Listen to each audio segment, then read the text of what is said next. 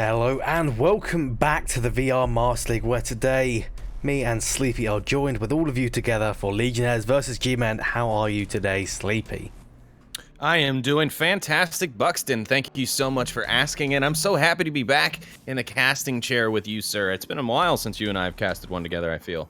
Indeed, it has been a good couple weeks, I think. Maybe like 3 weeks, a month maybe, since I last casted with you.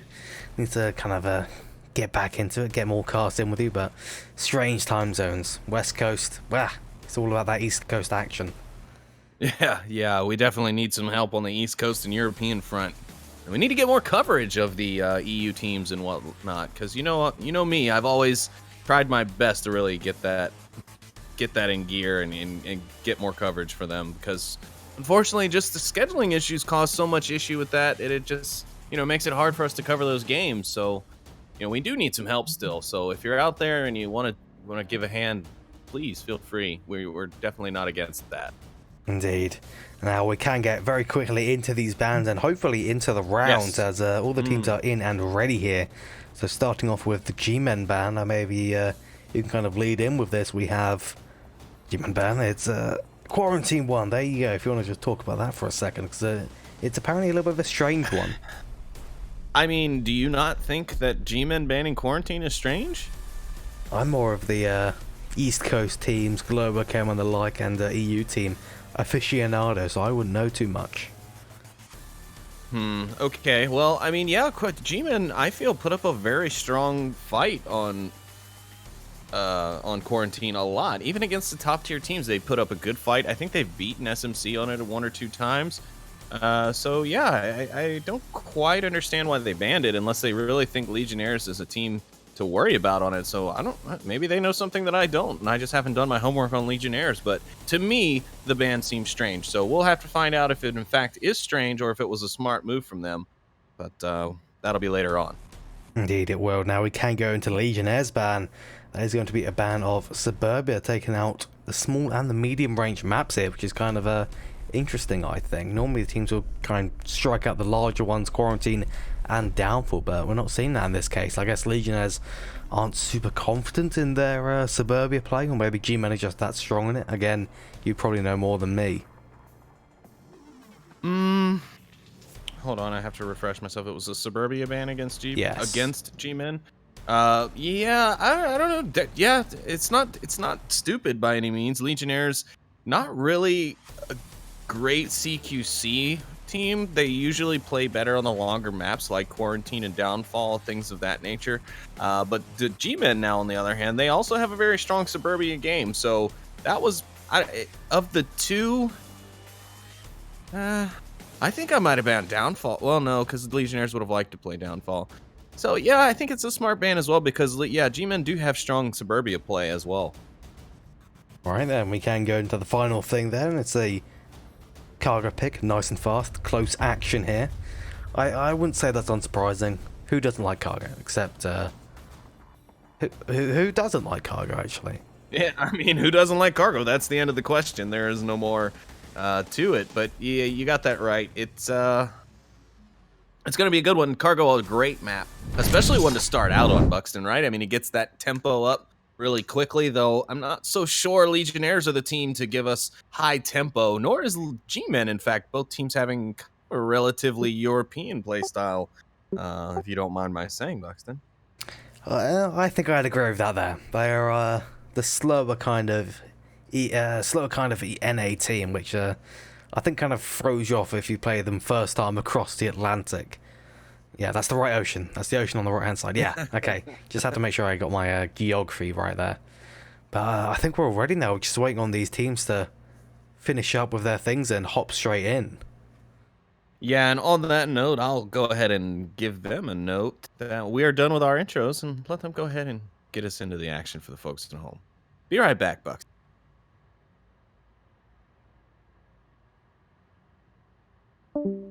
If he's gone now, we can say all kinds of things about him. I was waiting for this moment. Anything you may want to say about Sleepy, post it in chat now. It will forever be hidden from his eyes, despite the fact that he can watch the VOD after. All right, sir, I am back. We should be getting our action going here very soon. And as I say that, there's the starting timer. And in we go. The first round of cargo. I feel like it's been a little bit of a hot minute since I've seen this. Already shots popping off there. They're happy. They're ready to go in already. Yeah, that delay there must have been holding them back. They were like horses chomping at the bit, ready to go out the gate. And here we are. It's round one. The box is just opened. And nobody's really moving too much on the offensive side. They're looking to catch Swooty crossing. It might be G-Men playing some strong forward positions, but ultimately just kind of covering from east to west across the map. So smart play there from them. The aggressiveness in their defense will probably pay off a bit. However, Legionnaires, another team very similar to them. It's like playing a mirrored image of themselves. Strong, slow, and strategic. I would say is good 3 adjectives to describe both of these teams. Right. That was a strong, strategic, and what was the final one there? It was strong, slow, and strategic. All right, that makes more sense then. All right, Zarek was popped off there for a 4 goal. Pretty aggressive, I think. Oh, that's the classic, I think. Getting shot, downing off teammate with the nade, and Brassmouth picks up 1. Swooty picks up another 2. The first round's over. It was just. I think we what? like seriously. I looked away. Yeah, I think we just both fell asleep just for a second there. I think I missed. I literally looked at my phone for 2 seconds, and I hear you calling out the kill feed, and I look up and it says Legionnaires win, and I'm like, well, apparently that's backwards. But I'm like, what? That's over already? It was 2 seconds ago. Neither team was 50 meters from each other. Now all of a sudden everybody's dead. But a good play, I guess, from G-Men there. Nice defense. They caught him out quick, and Legionnaires just didn't quite work out. So hopefully they'll be able to turn that around on their next Marsoc run. Indeed, it's definitely looking like maybe this is, again, the first round, I've said it many times, is not always a great indicator for how the following rounds will go in the following maps. Absolutely. But I think if G-Men keep playing like this with their, I don't know how to describe that really. It was passive-aggressive. Yeah, the passive-aggressive play style. They kind of sat back, relatively standard positions, but then they just poked out, peeked at the kind of wary offensive Legionnaires, and it worked out for them. Well, good for them. But yeah, we have a lot of maps still left to play, so Legionnaires definitely not out of this one yet. So we'll have to see exactly what happens and how they bounce back. Or will G-Men just open up and use that momentum to keep spreading the score gap farther and farther? Only time will tell, but hopefully that time will be soon as we're kicking off into the next round. There you go. A few seconds delay, though. They were thinking about it. No, I think it was me seeing the last 5 seconds of the auto start. Possibly. Then it was the 5 seconds. There you go. Got it. Maybe I should play more Onward. Maybe you should. We both need to. We're slacking. It's unbelievable. I have been slacking. It's criminal the amount we've been slacking. Yeah, we should really get back in there and get back into the game with the community again. I've been meaning to do that. I want to hold like a moderators play weekend where me and Doc and Viper hop on and have some sessions with the community and, you know, kind of feel things out and stuff like that. So if you'd be interested in doing that, definitely let me know in DMs on Discord, or you can even throw some reactions in the chat for it. I don't care. But yeah, thought about getting back into the game a bit more and trying to get back into it more with the emphasis on, you know, talking with the community and see what their concerns are and stuff like that. It's always good to have the community moderator interactions nice and strong. But this is something I didn't really expect from Legionnaires. They're playing very passive. This is beyond normal passive, I think. They're all sitting either on or behind the objective. This is an interesting one, I think, for Cargo. Especially with the nades that you can get, which one of them, maybe it could have got Zarek if he was outside. Speaking of Zarek, BuxtonWater picking up Zarek from the exit of the tunnel. A recent pickup for G-Men from SMC's roster, actually. The smokes are out on the objective. This is looking pretty strong for the G-Men. Swooty pops out real quick to toss another smoke. Kagan, I think, gonna push up to relocate it. Yep, there it goes. And Swooty's still in the cover of smoke. He's going in. Is he going to try for a cap here? Or is he just going to be looking for Raider? I think he's looking for Raider, yeah. Coming around the corner, headshot to Raider. Going to be looking for another one. There is one on the other side of the building, one through the rod. Miyagi goes down, taken out by as well. Kitten also goes down. One coming from back, he has to know. But he's just cleaned up. There goes Kagan, that's it. Goodness, Swooty was on an absolute tear in that round. I think he took down four of those members of Legionnaires. Yeah. 3 definitely, but possibly 4. I'd have to watch that back. But either way, such a strong push from the G-Men, and it all starts out with Brass-the-Mouth's initial headshot pick onto Zarek. And then Swooty pushes up into position in the center. The smokes come out. Swooty tosses one. Kagan tries to be cheeky and throw it out.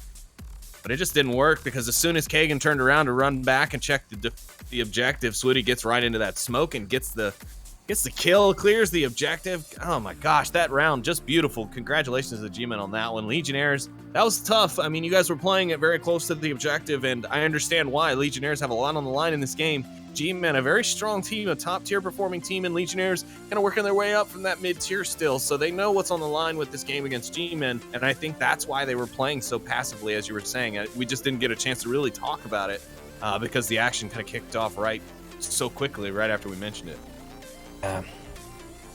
But, you know, again, it's still the first couple rounds, they're still getting warmed up. Maybe Legionnaires, maybe G-Men had a scrim beforehand, just to keep their engine nice and ready. I think we did see the same thing during the previous match I casted yesterday, that being the Coletos versus Cold Steel. Cold Steel had a game previously, and they came out very strong on the first map. Eventually kind of waning as the Coletos started warming up yet again, though. It did go the way of Cold Steel regardless. But I think we may see the same kind of pattern here. Legionnaires, they're going to slip at the start, then they'll get up and they'll start sprinting, trying to meet G-Man for a nice, even, solid match. And I hope so, Buxton, I really do. But I'll tell you what, I'm getting the kind of onward action that I wanted to see with this cast. I mean, that play from G-Men, very strong. Legionnaires have had some strong moments too so far, so I'm very satisfied with these first 2 rounds that we've had, and I hope they continue to be, just nail biters like this. Yeah. The smokes from G-Men are kind of depressing here. 3 failed smokes right out of spawn. They're at least going to be able to redirect them. That was, you could feel the pain. Oh, wow. Okay, G-Men are not letting up with their aggression here. I think they're going to take down Kitten. Yes, Swooty does. G-Men looking for another. It's Raider actually going to be taking down one. Or actually, Dr. Leo Marvin taking down Zarek. And Raider's going to be going straight in, trying to take down 2 from behind, I think. Did you see Swooty just barely avoid those bullets from Raider after the initial pick? That was crazy. He just barely strafed out of harm's way. And now he's just sitting kind of out here in the open, but it's still working. 2 frags being exchanged, Miyagi and Dr. Leo Marvin, but Dr. Marvin not able to connect. Neither is the kitty cat, Mr. Miyagi. Man, kind of still now hanging back. They got their initial burst of aggression now, and they're not looking for anything even more aggressive. And just like I say that, Swooty goes straight in, tries to contest that shield, gets denied. Totally just swatted back by Mr. Miyagi. Oh, Dr. Leo Marvin wants a piece though into trade between Kagan. He's going to allow the shield to get the revive and then push up, but the man is still kind of in the back line almost of the Legionnaires' defense. He could be a big player here. He really could. If he comes out, he could come right up behind Raider. He's right out in the open. Brass-to-Mouth, though, going to see him very soon. Here comes the pre-fire, and Raider does find Brass-to-Mouth. That's going to be a good pick for him. 404 calling for the rest of his team to fall back onto the objective because they are the only 2 left. Legionnaires looking strong here. They've got 2 men in the east, 1 in the west, and Raider's going to find the man on the push. It's all up to 404 now. He's got 4 minutes and 20 seconds left on the clock. Can he do it, or will he be taken down by the Legionnaires? It's going to be an apple battle. He's going to be trading with that shield. Not working out in the end. He tried, though, but Legionnaires, they're getting up. They're starting to run, Sleepy. I'm seeing it. Go. They're starting to run. Coffee is kicking in for the old Legionnaires, I see. Indeed it is, and I think that's the first time I've really seen Miyagi use a shield, at least in my rather waning memory. Has he been practicing with the shield, do you know? No, I don't have much info on Legionnaires. I think Plinus is probably the dangler with the most Legionnaire information, as he was once a member, but I think I've talked to Kid Mittens, and he's told me that he's been trying to work with the team more about being a bit more aggressive. Or is it Kid Mittens, or is it someone else? The team captain, whoever their captain is at the moment, was telling me that they've been trying to work on being a bit more aggressive than the old Legionnaires playstyle, and instead of, slowly moving and kind of getting stopped and being too methodical, to kind of a play style where they are still slowly moving but constantly moving forward. They're keeping the momentum of the push going. So I think that's something that they've been working on, and maybe that has included shield practice for Cargo, but I think they've been focused more on their play style changing more than individual skill. But I cannot confirm that. Guess we'll just have to see as the following rounds come out. G-Men definitely not taking any shields this time around, but they do have that LMG on Dr. Leo Marvin, and I have seen him do some serious work with his LMGs in matches past. That's very true, and Biggie Smalls would usually be rocking an LMG for the Leech or for the G-Men. Oh my gosh, Eric's gonna grab two. The man and Brass the Mouth. Leo Marvin's gonna hit Swooty, unfortunately. It's chaos, Sleepy.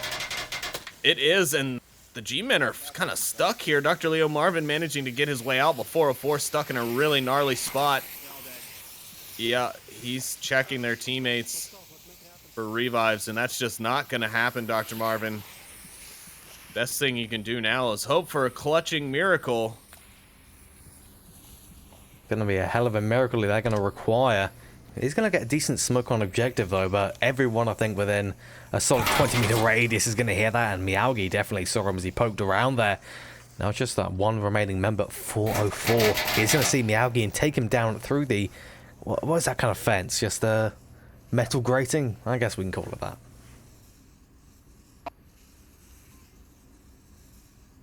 Ooh.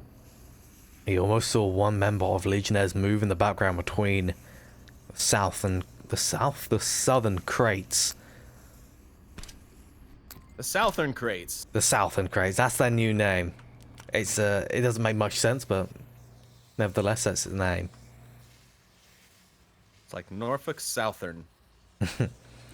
He's going to be picking up the smokes off of his deceased friends and dropping 2 mags at the same time. Smart man. Seems Yeah, 4-4 is in actually a somewhat decent position here. He's got 4 minutes plus on the clock. He's by himself, so he won't need to worry about communicating anything to his teammates and having that be something that gives him away. And as long as he shoots and moves, he should be able to avoid the defenders with their current spread. I mean, the distance between defenders and the angles between them pretty limited. And as we can see, there's the first shot. He's going to find Eric. Now he's going to be able to relocate. And because of how they're spread and how the coverage is not there between each spot, he's going to be able to pick and move and pick and move. And he might ultimately be able to clutch this as long as he's aware of his time management. That is the dream. He's just pre-firing the kind of the southern pipe position, the very common one. Very hard to see anyone there, so it's best to just pre-fire it. He got his shots out there. He's moving away. Now he's going back the same. No, he's going through tunnel. This could be the big issue for him, because there is one member of Legionnaires waiting for him at the end of this tunnel, that being Raider. Oh no, if you're seeing what I'm seeing, 404 is going to take him down. He sure enough is, and there it is. The shot's through the booty, because he put it through the wall. Always got to be careful. Don't put your body parts through walls. It's always a bad situation. But Kidman's, I think, actually could take him down. I can't imagine 404 is going to expect him to stay in this position even after 2 of his teammates have died. Oh, he heard him. Never know what it was. I don't know how he heard him, Sleepy, but he did. He's looking over here now. Oh, he's going to run out.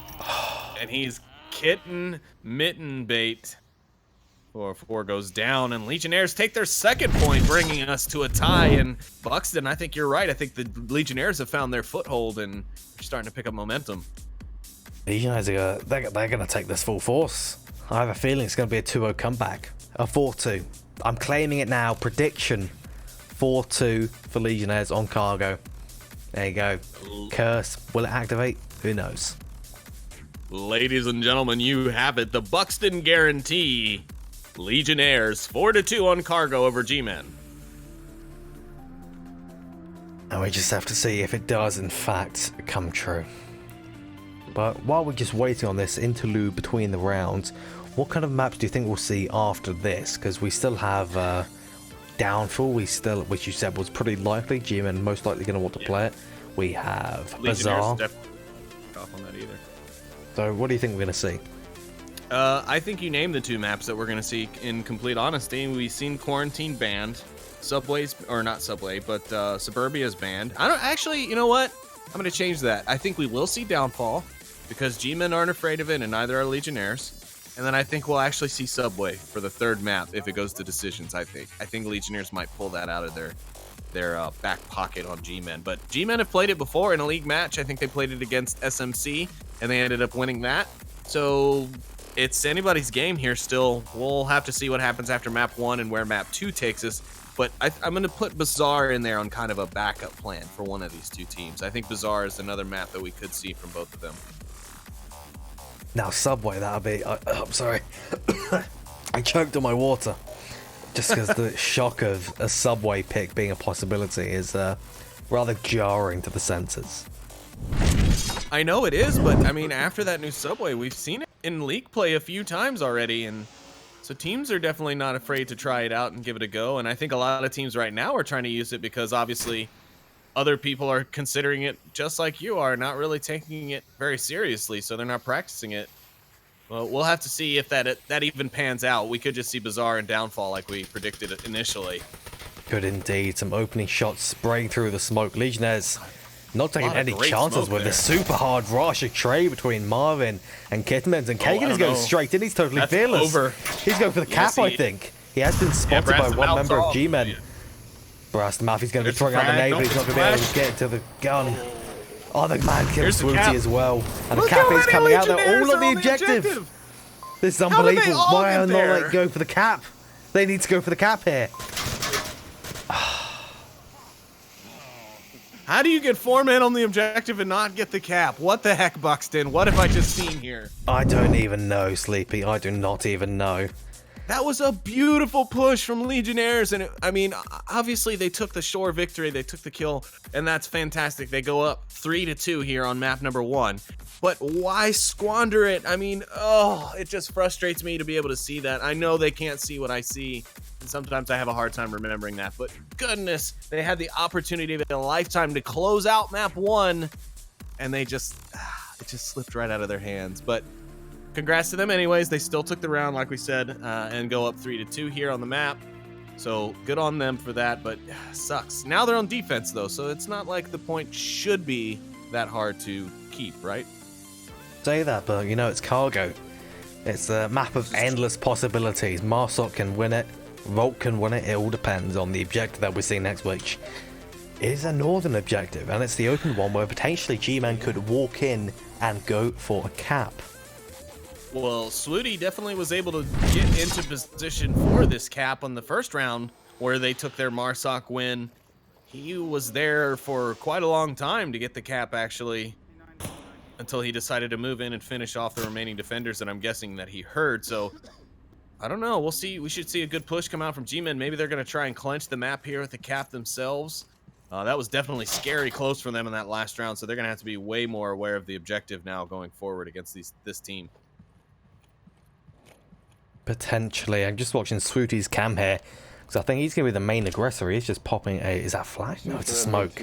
A smoke that has successfully distracted one member of Legionnaires inside that centrally shared, but there's no way Swooty can rush that. At least Zarek and Dr. Leo Marvin have traded on the eastern side. Dr. Leo Marvin, unfortunately, not revivable, though. Nope, 404 is now set up in the hallway exit. He does manage to pick up Raider, and Kagan manages to get the res onto Eric. Here comes Swooty, rounding the corner. Frag coming out. No, another smoke. Frag's coming out from the Legionnaires. No kill. Swooty picks up 2 and an amazing for the cap play. as well. Now he's out. They're going for the cap. Swooty should have this. He's a pretty quick capper, but no. Brastamouth going to pick up the kill onto Kitten Mittens. And G-Men will do almost exactly as the Legionnaires did in the round before. just barely missed that cap opportunity. That cap-opportunity, as we like to call it. Oh, very unfortunate for G-Men there. They were so close. They had Swooty on it. I was watching him the whole time. He was blazing his trail, so to speak, through the center of the map. And he just couldn't quite pull off. The team wanted those kills, I think. That's my head canon, at least. I'm sorry, I'm too busy telling chat to please clip this game, because so far it has proven to be a great thing. And also that I was not sorry for caps, for using all caps in chat, because I'm excited. This game has turned into something fantastic, Buxton. It was a 2-0 blowout, and now Legionnaires, it's not going to be that 4-2 comeback blowout that you predicted, but they still have a chance here to win it. And just as you said, it could be anybody's game on this map. Indeed, it could. The prediction, I think I may have cursed Legionnaires. I'm sorry, Legionnaires, but I couldn't help myself. I just enjoy it too much. Cursing teams is a favourite pastime of mine. I'm trying to wean myself off of it, but it's too hard. I'm sorry. Ladies and gentlemen, Buxton preparing... Dramatic reveal. Yeah, he's pretty much telling Legionnaires, like, hey, I'm ready for the flame war after this cast in chat, because you're coming for me, because I basically said I purposefully cursed you by saying you're going to win the map. So I'm just saying, ladies and gentlemen, if you don't hear from Buxton next week, Legionnaires probably sent an assassin to his house in order the assassin's name is Plenus, maybe. Maybe they would recruit. Would they recruit Plenus? Who knows? For the purpose of assassination. Maybe he's the fall guy. I think he's everyone's fall guy, isn't he, at this point? Maybe. We all love Plenus, and all equally we feel Plenus inside our bones. And possibly other places, but I won't get too into that. Yeah, let's, So the G-Men are on their last hope round for defense. And we'll see if they've got any Plenus inside of them. The man getting pretty aggressive here, so he's definitely got some dangler in him. He picks up one onto Zarek, and now Kitten Mitten's going to be walking closely and slowly into the trap of the G-Man. Nope, he's going to look through the crates, and a smart play from him to take down the man.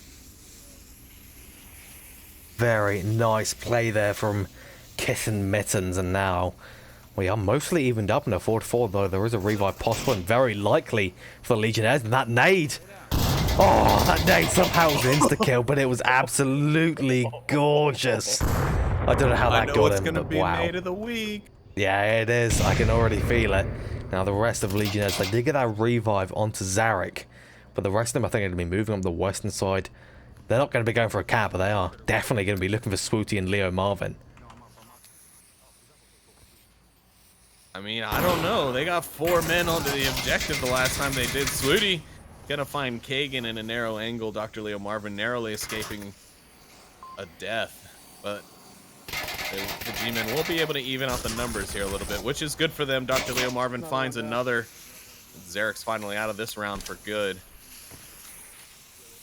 He is. Now Swooty's looking for the remaining members. Raider may be able to catch Swooty off guard. In fact, it's going the other way around. Swooty catches Raider off guard. Now the rest of Legionnaires, their offense is kind of crumbling here. Though Kidman is not disturbed at all. He takes down 1, takes down 2. 1 member remaining on G-Man. It's just 4-4. He does take down Miyagi. Kidman's looking for him, gets the shots, takes him down. And Legionnaires take that 3-3 series. Very smooth. Man. I think because 404 did not double tap, I think that was Kittenman's there with the shield. He was able to call out 404's position, so when the push came there at the end, that's what ultimately, you know, Mr. Miyagi was able to capitalize on that and just take the shots almost immediately. So that was some great teamwork there from Legionnaires to take the map. And Buxton, your prediction was a prediction that was accurate and not one that was a curse. It was a partial curse. It wasn't quite 4-2, but just Swooty as well. Talking about him for just a nanosecond. 10-4 on cargo. 4-4, 7-4. The kills from those two were overwhelming. They weren't messing about. No, they were not. And on the side of Legionnaires, it was a little bit more shared. Mr. Miyagi, I think, having the most kills in that last round, if I remember, before it disappeared. He had 6. Most of the other members hovering around 2 and 3, but pretty much even throughout all the other players. So we're seeing the weight being carried fairly equally by Legionnaires, and maybe that could be why they were able to edge out G-Men here on cargo. Indeed. Now we are getting the second map pick coming in, and it's the one that you had as a kind of secondary possible pick, and it's going to be Bizarre. Oh, that's yeah, there we go. So it's going to be a Bizarre pick. I wouldn't call it a bizarre pick, but it is bizarre. Two different meanings, same pronunciation. There you go. The map choice is bizarre, not. Yeah, I'm not. Yeah, let's not get too into that. That is a rather inane series of questions and answers. There's no questions, but there are only answers. I don't know where I'm getting into that, so let's just reset here, Sleepy. What are we doing here? What match are we actually watching here? Give us 5 minutes, folks. Please stand by. Our equipment is broken. Buxton.exe and Sleepy.rdli is broken. I don't even know. Oh, DLR. I don't even know. At least we can be hopping into this first round very shortly, or is that just a false alarm to throw us off? Yeah, I know, right? I'm looking for the teams all over the map, and I don't see anything. So unbelievable. A little false start there from them. Yeah, I know. They get my hopes up for nothing. What is that? They rose our hopes up and then they crushed them down without even thinking about us. They're cruel teams. Legionnaires must have heard you tried to curse them, and so they're trying to mess with you now. They know. They're watching the cast. They can feel it. Just waiting on these teams to ready up, so let's go back in time to the first map of cargo, the first couple of rounds. We saw it going pretty solidly in the way of G-Men. Do you think we'll see the same kind of pattern starting with this map? Is it going to be G-Men leading at the start, then Legionnaires pulling ahead? Is it going to be kind of an even match that we saw previously following out from now? I think G-Men are going to pull ahead here at the start, but I don't think it's because it's going to be a pattern of the last map. I think it's because they're going to be a little bit aggressive because they want to gain control again. They lost map number 1, and now they're on their own map. So they definitely want to take it, because you got to take at least one, or else this series will be done and over here in the first 2. That's definitely not what the G-Men want. Something the G-Men do want, though, is potentially take down this man in the western courtyard. That is Zarek. That's a very unorthodox position, I think. I've never seen someone take those pallets. No, probably because it's just kind of it's really exposed from the back. So if anyone were to come down from the northern side and sweep in, he'd be completely exposed unless he were to hear them in advance, of course. But yeah, there's not really much cover there, so it's a good spot because it's kind of unorthodox, but doesn't really provide much cover. A good pop-up attack, though, from Zarek. He's up, he shoots, and then he's back down. I don't think Brass to Mouth any the wiser as to where exactly Zarek shot from. He's definitely not going to expect this position, though. He is coming around that western side. Oh, Meowgi! Where is this? I got to go to it. Where's Meowgi? There we go. That is... nade around the corner to take down 2. That's what they want. Legionnaires are feeling good still.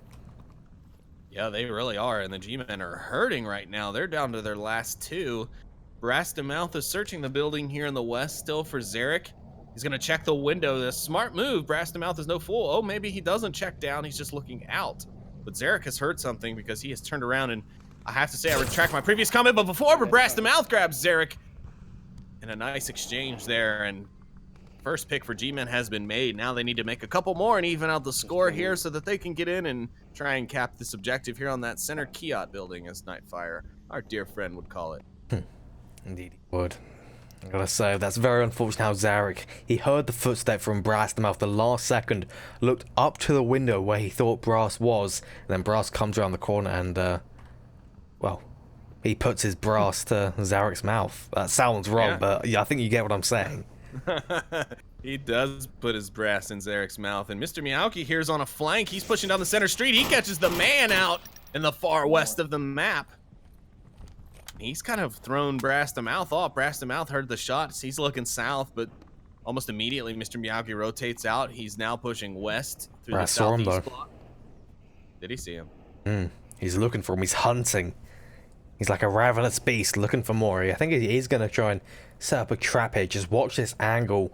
Wait for Meowki to come around the side, but no, he's moving away. Oh, he's going to catch him right out in the street, though. Take down Meowgi. Wow. And it's a 1v3 now. Can he pull it off? This will be a hell of a clutch. From I don't know. 1v5.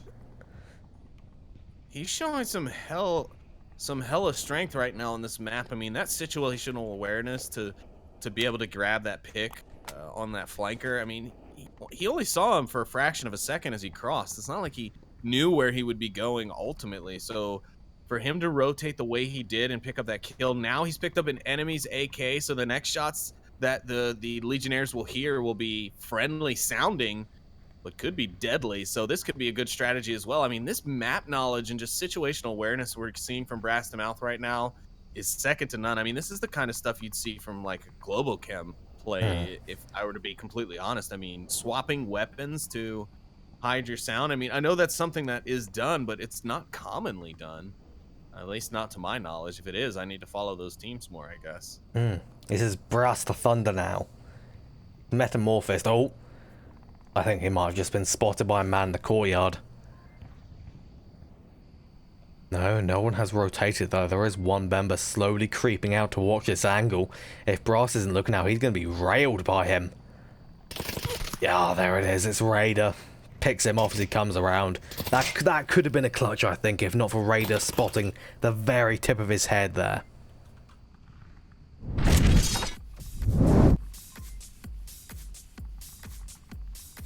It appears that we have lost Sleepy temporarily, but he'll be back in just a second.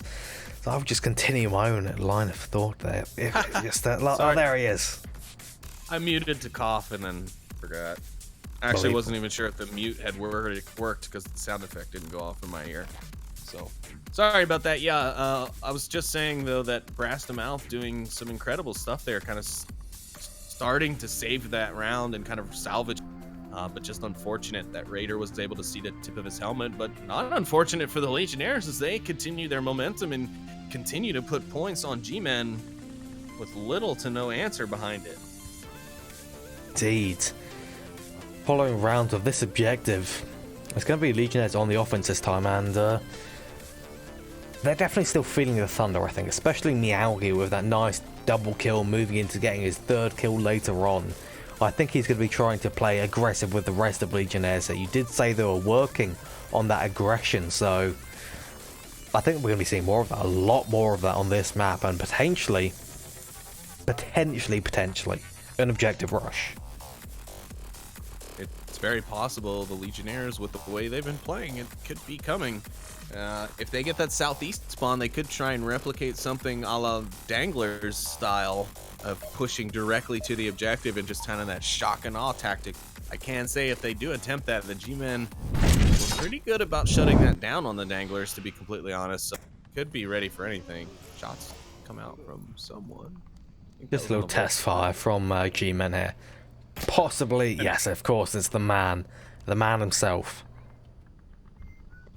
And some whistling is already coming out from Brass to Mouth. He's ready to kill more. He has no fear.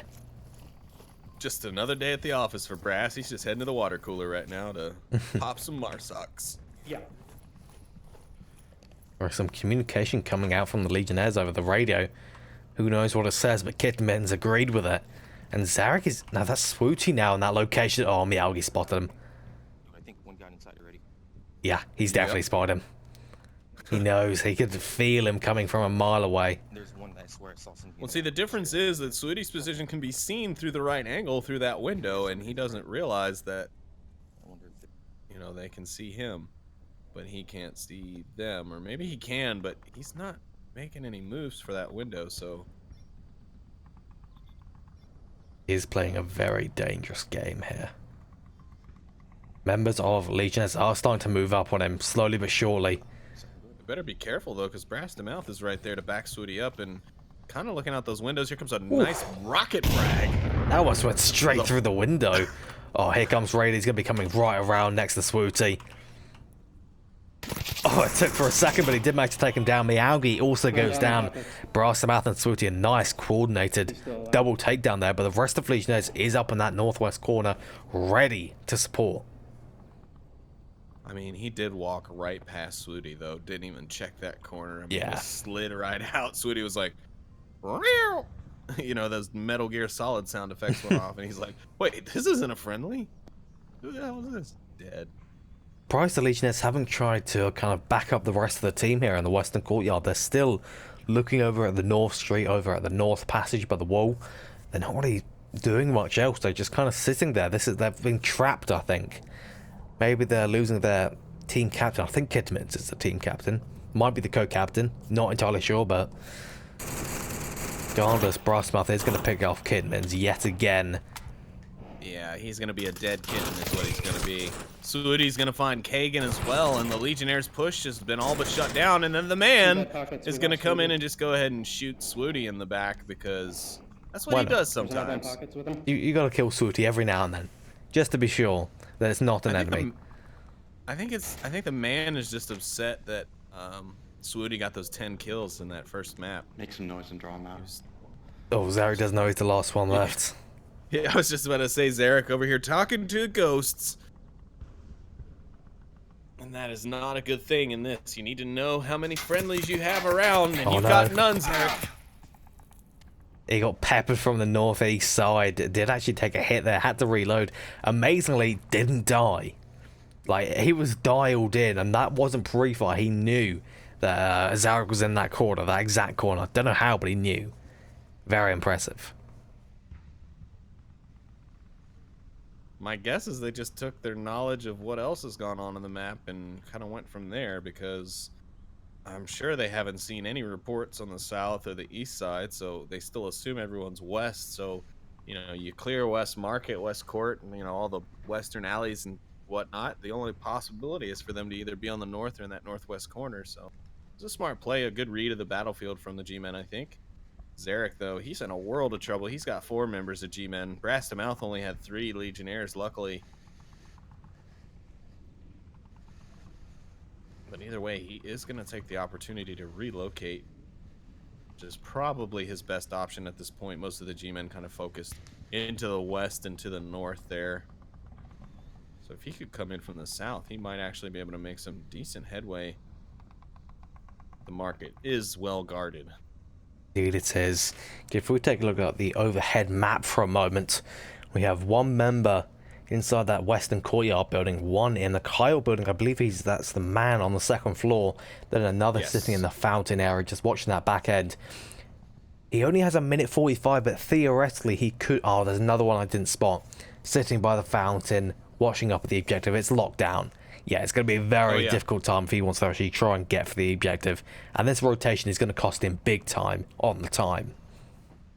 Yeah, and with 90 seconds left in the round, he's got a lot of moving to do, even just to get from where he is currently just anywhere near the objective or the enemy. So he's going to burn probably a quarter of that just in transit. I'm not saying it's a bad move. The relocation was definitely smart, but I think he's burned too much time waiting and looking. He probably should have just kept pushing further south when he was over in the west, cut east hard, I mean all the way east when he had a chance, and just not stop running. And then he would have been somewhere around, you know, the blue room or the eastern tank around that 130 mark, and he would have been in a much better position. But he's going to try a very bold move and just walk straight out across the street towards the courtyard. And luckily for him, no sight lines from the G-Men will be available to see him. Indeed, but there is only 40 seconds remaining there dramatically. That timer is ticking down, and the rest of the G-Men are getting rather antsy, kind of running about, checking all their angles, making sure no one is on the objective. And there's going to be a nade coming out towards Fountain. Potentially, he whiffed it. Don't worry about it. False alarm, he whiffed it. Nothing happened, but he's going to be going straight for objective now, rushing straight through. He has to check these buildings. Shots come out from 2 sides. He's running around, and he's going to get shot in the back by Brass the Mouth.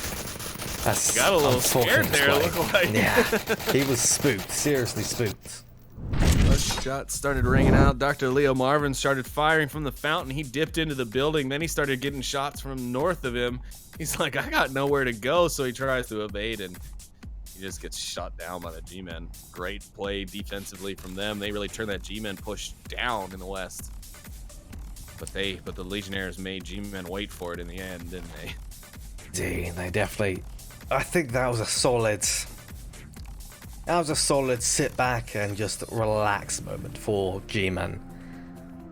I think they enjoyed that. They liked it. They got to kind of stretch out a bit, get some tension relieved in their muscles. They didn't have to do too much intensive action on their part. Are you calling the G-Men old? Is that what you're saying? Maybe. They're a bunch of Yes. old has-beens? Oh my. Heard it hit first. Heard it here first, folks. The velvet voice of Onward is called the G-Man. Velvet voice of Buxton. That's it. The G-Man, actually, the G in G-Man does stand for geriatric, so congratulations, everyone. You now know the secret behind the G-Man. They're just old. I mean, you heard it here first. Yeah, it's not the G-Man in the logo. That is just a generic old man. Maybe some youth revitalizing, like, technology will be invented in the future. Will help us send them further into their youthful states once again. Yeah, it looks like we have lost a member of the Legionnaires from the lobby, so the auto start has been canceled. No idea what is going on with that. Hopefully they'll be back soon and we won't have to throw to an intermission. So why don't we take this time to tell everyone at home thank you so much for tuning in. We appreciate all of you guys coming out for all this action. And I mean, G-Men and Legionnaires have definitely been giving us that. I have seen the clips coming through in the channel, so thank you everyone for clipping those. As you know, Buxton and I also work with Poonanners over at Respawn to put out our weekly Onward. Also, an announcement on that, we did not shoot an episode this week because, well, you can just blame Sleepy for getting lazy and being fried. So we will get back to you on that next week and try and sprinkle in some stuff from the All-Star games and whatnot as well. Also, thanks to everyone for their subscriptions, their bit donations, likes, all of that stuff. If you've been spreading us on some social media, we so much appreciate that. We also appreciate anybody been participating in the giveaways that we've been doing over on Twitter and all the other social media. So make sure you like, follow, and do everything like that. I'm not sure if Noman is in the chat right now, but if he is, maybe he can post a link to the giveaway for us. If not, it should be available somewhere in the Discord or maybe even on the Onward Master League website. So that's my spiel, Buxton. I'm going to step away for just a moment. I'm going to hand things over to you for a second. Perfect timing then as the round has begun to start here. Going into the third round here. And this time it's an Eastern objective and it's a quick spawn.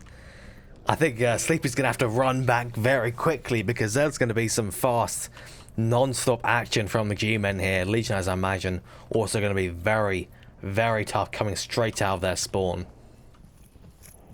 Just follow Brastum out there, the killer on the side of G-Men. Looking for the angle between the buildings. Sees one, can't quite get the shots off though. And there is a member of G-Men just rushing straight through. It's Dr. Leo Marvin. He's gone up to the second floor, and I imagine he's going to be looking for a pick from someone inside the buildings, potentially looking for Raider. There's a rather exposed position inside this building. Peeking out the windows, always a very dicey game. Not always worth it. You can get some solid picks here from time to time. It'll be Zarek that pops off those first shots. This is an aggressive move from Zarek. Coming around to the tank to take down Swooty and another member of G-Men. I missed exactly who it is, and Zarek's mic is incredibly loud. He's not messing about. He really wants his teammates to hear him.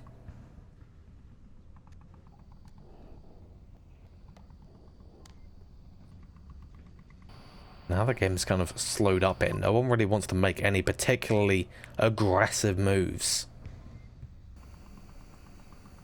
Raider's still looking for one inside the Kyle building. And potentially someone coming around from the North Fountains area. And Sleepy has returned with a valiant cough. Sorry about that. I'm usually much better about getting those muted, but they sneak up on me occasionally. Yes, what have I missed? Is this a G-Men Legionnaires game? There's a minute and 30 in and there's already been 2 kills. I feel like the play is not slow enough for me. This is a Twilight Zone match if I've ever seen one, Buxton. It is. The action has slowed down though now to bring it to a kind of a more standard pace for the two teams. There's going to be a trade between Raider and Brass to Mouth there. There is a revive possible for Legionnaires, but Dr. Leo Marvin is going straight in to try and confirm it. He gets taken down, another one taken down. They got the revive off in time, but he just gave him the kill. He really wanted that. He's Leo got tab Marvin's going out. for the cap. Yeah, he's tab out in the smoke. Kagan, though, he's going to come in and save the day. Another shot coming in from the north. He's definitely looking. Miyagi is looking for one member of G-Men. The remaining member throwing out a nade is not going to be enough, though. The man is going to slip away into safety. Or maybe not safety. He's looking for the one remaining, well, not remaining member, the one in the center, and it's Zarek, and he finds him. My gosh, what a chain of events turning there. I mean, I thought we saw Brass to mouth with a cap there. That was perfect positioning, but a nice stop by Kagan, and then the man getting that kill onto Zarek. I thought for sure Zarek had that one, but the man, I think, saw him as he transitioned upstairs originally, so he knew right where to look. Now the two members of Legionnaires might be getting a little bit too risky here as the man finds Kagan as he peeks out, and now it's all up to Miyagi to stop the push. What was in Legionnaires' favor has now fallen to a 1v1 situation favoring the man, as Mr. Miyagi is in some pretty common spots for defending the objective, but I mean, what else is he to do? This objective is kind of impossible to defend without being right on top of it or having multiple people watching it from multiple angles. Yeah, this is going to be incredibly difficult for Miyagi to defend this. Look at him, he's sitting in the corner, he's waiting, he's nervous. You can see him kind of almost shaking, looking side to side. I mean, that's all you can do as the last defender for your team, is kind of do the panic checks. You know, check all your popular angles, you know, the spots that are the most likely for them to come through. And then start kind of checking the secondary angles after that. Make sure you're checking your time. Make sure you're, you know, constantly watching those angles and changing, because the second you hold and watch an angle for just too long, you're going to get run up on from another angle. You know, you'll be looking left, they'll shoot you from the right. So you got to be careful about how long you do those checks on the angles. You don't want them too long, but you don't want them too short either. And then time management will be your other thing. Just remember that they have to come to you, so running out to them, especially if your kill count's accurate, if Mr. Miyagi has an accurate kill count in his head and he knows there's only one G-Man left, then he's golden. He just has to wait a minute and 36 seconds. Ultimately, the man will have to push for him, and it should lead to the Legionnaires being able to take it. However, we've seen some interesting last-minute clutch plays here on this map so far, so we'll see. The man has a minute 20 seconds left on the clock. He's slowly making his way across the North Street, but he's going to need to pick up the pace, or else he's going to be hurting for time, just like, who was that in the last round? Raider or Zarek was. Zarek, yeah. Just as you said that, he decided to get up off his floor. You heard the familiar clunk of the stock against the ground. Got up into a crouch, is now starting to slowly do this kind of strange crouch run technique. He's bobbing up, bobbing down, now into a full sprint. He's coming around, I think, from the eastern side. This is the best way to breach his objective in this 1v1 situation. He knows the east side's going to be clear. He knows that there are one remaining man is going to be on the objective. So he can come through here, though. He only has 30 seconds remaining. He should be able to just pepper the objective from all of the available angles here. But the time is going to seriously pressure him in now. I wish he'd hold still so I could see if he's got a damn grenade on his chest, but he won't, so I'll stop. The G-Man, here he comes. He's pieing that corner. He's doing a great job of checking it. Mr. Miyagi, though, he's in an off spot. You know, he's across from the objective. 10 seconds. He's not really right next to the pillar. He's going to peek out, though. The man is on his way to the 8 objective. seconds. It's 9 He's got to seconds. go in. He's pre-firing the corner. He comes around, but he doesn't get it. Mr. Miyagi gets the kill, and Legionnaires go up 2-1 on map 2. The clutch, he tried it. He tried. He really did, but it didn't quite work. Very unfortunate. Well, the only thing I can nag him on in that last push from the man was he pre-fired that corner with 2 shots, but then didn't continue to fire after he was actually around the corner. He put 2 in the corner, but not around the corner. So had he actually continued that pre-fire burst with even maybe 2 more shots, he probably would have won that exchange and secured that for G-Men. But he only put, I only heard on my end, I think 2 he shots. actually pre-fired, well, he shot a corpse on the ground by the objective instead of the corner. No, he definitely could have done with some pre-fire there. Yeah, But of course, you know, like we said, Mr. Miyake was in kind of an off position. I mean, some folks will defend that spot from there. I like to defend that as last man up from that side of the wall as well. But I think he was more anticipating someone in the corner across from that, or maybe next to the pillars near the stairs. So, you know, overall, it was a good play from both sides, and Legionnaires just happened to take it. But it's been an amazing game, Buxton. Like, I thought this was going to be a good game, but I wasn't 100% that it wouldn't, you know, it would be this good. This is way better than the expectations I think that I even had for this game. Ye of little faith, Sleepy. Ye of little faith. I know. I mean, obviously I casted it because I saw the potential in the match, but I guess I wrote off Legionnaires. I just figured G-Men would kind of take this one, but Legionnaires are really showing their colors, and if they keep playing like this, we're going to see them in Phoenix's position, sitting in the top 10 worldwide. You guys could probably use it while you're going over there, you know? I don't know what Miyagi was kind of signaling with his hand there, but he's loving the pointing. He's really pointing at everything here. Where he wants to go. Chest, random shot from G-Men there at the very end. Maybe it's just a reflex from the olden days. G-Men is a team that came from Season 1, and back in the olden days, the game would lag very badly on the first couple shots you fired for some people. Yeah, so you'd get that first shot off. Just, it's a permanent reflex now for the man. And it doesn't affect them on Marsoc, strangely. Like, they were always fine on Marsoc. Yeah.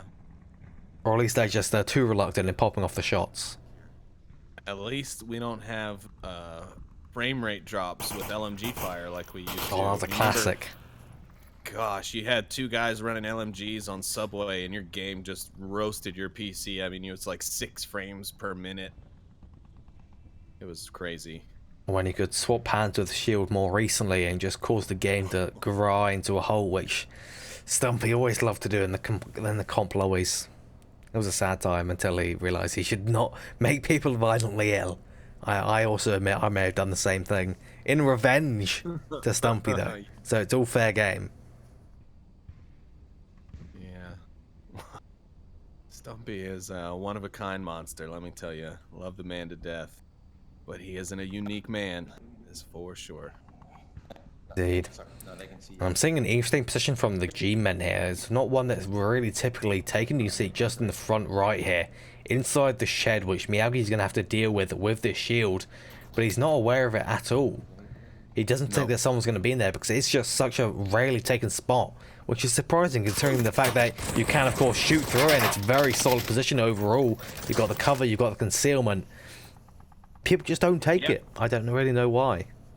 Well, the G-Men do, and they do it pretty consistently because I used to see Chief Pineapple. I've been killed by Chief Pineapple in that spot a few times. I think even once over in Leicester when we were over there, he killed me from that spot. So not surprised to see Sweetie there, and I think Legionnaires, maybe they didn't do their homework on G-Men. This is all coming out to luck and strategy because I think if anyone who would have done their homework on G-Men can see that there are plenty of casts that show a member of their team in that shack almost every time this objective comes up.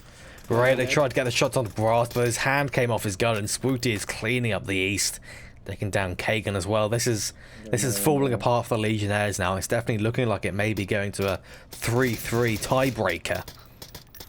Zarek does find a kill in the blue room on Nebraska Mouth, and that'll put Legionnaires in a somewhat decent position to strike here, but he's still going to have to get through at least 2 more inside the courtyard, plus Swooty, who's now rotated.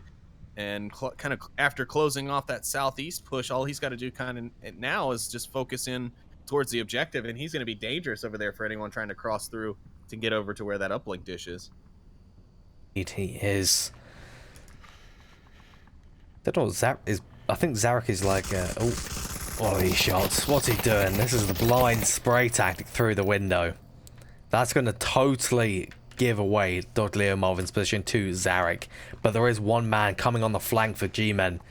This is not looking too hot for Zarek if he can't get out of this location in time, and he can't, and Swooty cleans up his 3rd kill yet again in this round. And there goes another 4-4 takes down Kitten, ties that round up more like, and that's it. That is it, and that was a pretty, you know, Okay, what I'm trying to say was G-Men took that round pretty handedly. I mean, they only lost one member, and Swooty took care of 3 of the other 5 of the Legionnaires, so great map from there, but great defense on that objective. I think probably one of the strongest defenses on that objective currently, but there could be others that argue with me, obviously, because their team has probably got the best defense on that. The answer is always Globacam. That's the fact of the life. It's always Globacam, no matter what you do. Someday, those Titans will fall. But I don't know. It's going to be tough because like Nightfire and I were talking about just the other day, I think Friday when we did the SMC cast. Maybe that was yesterday. It was yesterday. Yeah. They just put in so much work together. Those guys are so close-knit, and it's great. I love seeing that with the teams. I think a lot of these teams are very close with one another, so that's great. But Global Chem, they're putting in some heavy hours in this game every week, and you know, I can only assume beginners are doing the same because they're #1 in the EU. They've beaten Global Chem a couple of times, so they've proven it can be done, but just not, I guess, consistently enough for them to be able to take and hold the title for season to season.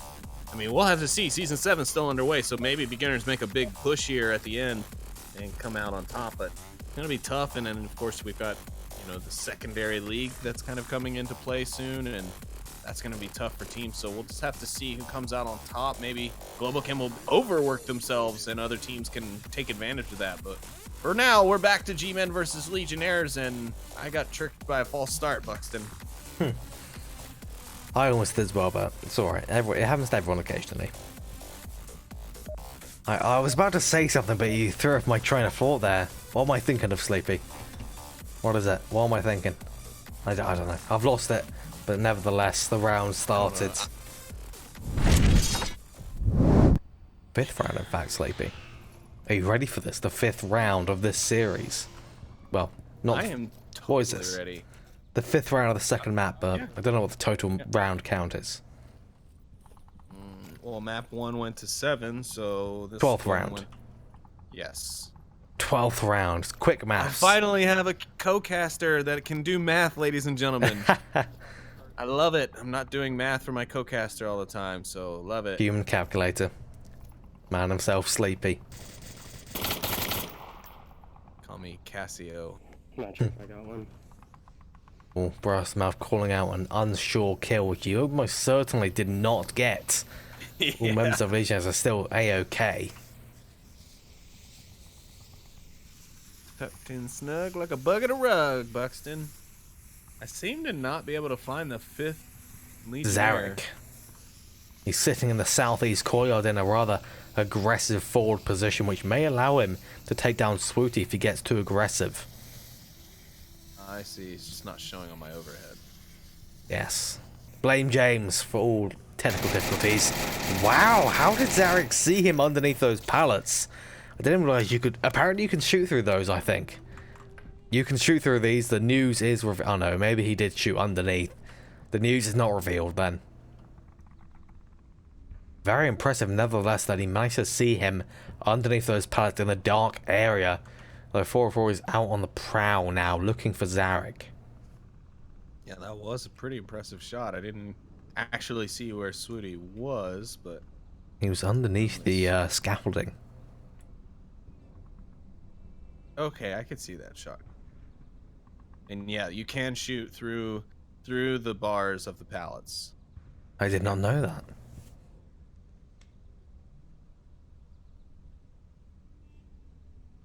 Oh, I heard a click of his magnetic stock, and I think that may have tipped off Zarek.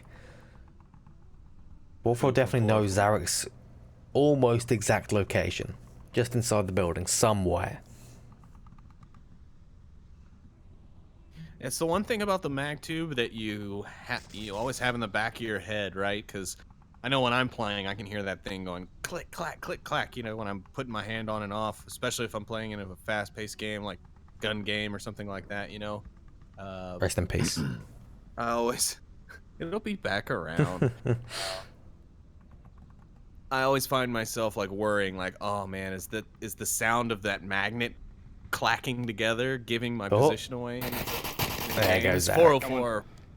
Just fine, Derek. But apparently it doesn't matter because 404 does get that kill, so concern not worthy of worry, I reckon. 404 sounded kind of exasperated after getting that kill. I think he was glad to finally be able to stand up from his slow crouch.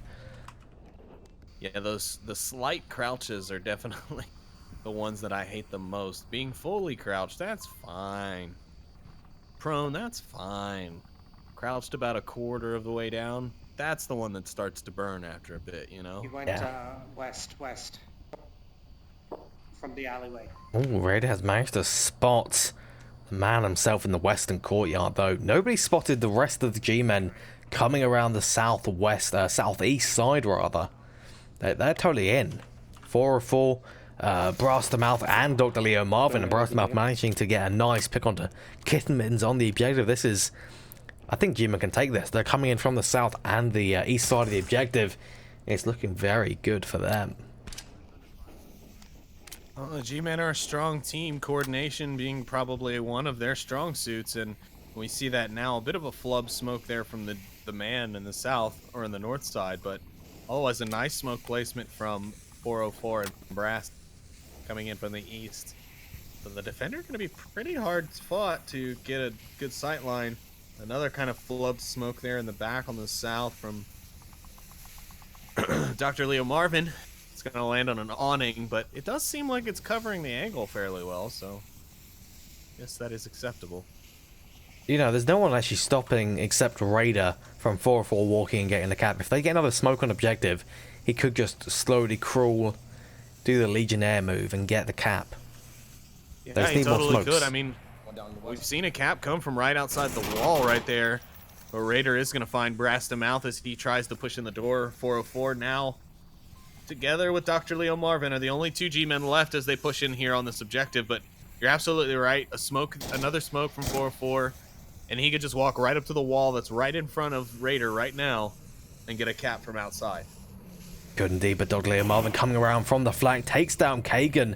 And I imagine that he's going to tip off both the Raider and the other remaining member of Legionnaires, that being Miaugi, takes down Dr. Leo Marvin. And now it is just 404. He's going to spot one member walking about. Takes him down. Now it's just a 1v1 situation. Who's going to get this third point? I'm putting bets on 404. I believe in his abilities. Yeah, I think so as well. He's going to have the option to watch the corner longer. So I think Raider's going to slide out into 404's field of view probably before... 30 seconds, though.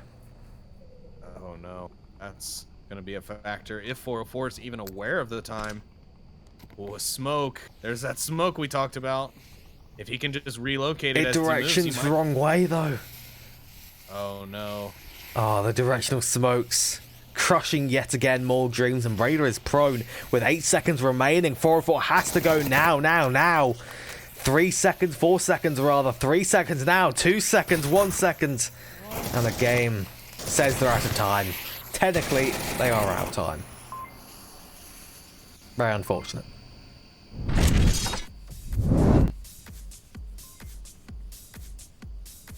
Oh, I thought they could get that there. Just one well-placed grenade, Sleepy. That was all they needed, but they had none. That's true, but another thing they don't have, Buxton, is caster vision, and we've got a lot of that, so hard for us to say what's going on in their minds as bullets are flying and teammates are dropping all throughout those rounds. Tough break for G-men, though. They have really been kind of getting the boot heel of Lady Luck tonight. Legionnaires just one round away now from taking map 2 and taking the series. Buxton. Going back onto that cast division, I think that's why so many casters end up dropping out of active team playing. Can't get over the cast division. It's such a succulent thing. It's a drug that you get addicted to, and being able to just kind of watch these teams and just, I mean, even if not in the moment analyze their plays, be able to go back and just kind of get in my own head and say, why did this work for them? You know, what about this defense did not work for them? Why did this move not work? Why did that clutch opportunity not work? You know, These are the things I start asking myself when I start watching back these videos, and so it's really become. I have been starting to kind of build up the ability to do that on the fly, and it's kind of awesome because I think watching Onward this way is just so fun. You really get to see kind of the minds behind the players with these plays that they've come out with. I mean, yes, some teams don't really run a play style strategy like Danglers. They don't really run plays, really. I mean, they have ideas of what they like to do. Their plays are run. Their plays are memorize code, run really fast, kill everything until you get the cap. There you go. Ladies and gentlemen, I have officially given you all the Danglers playbook. Permanently barred from the Danglers meetups. I've been officially cut out of the Christmas card list, that is for sure. This is going to be a fast one. I count 6 smokes.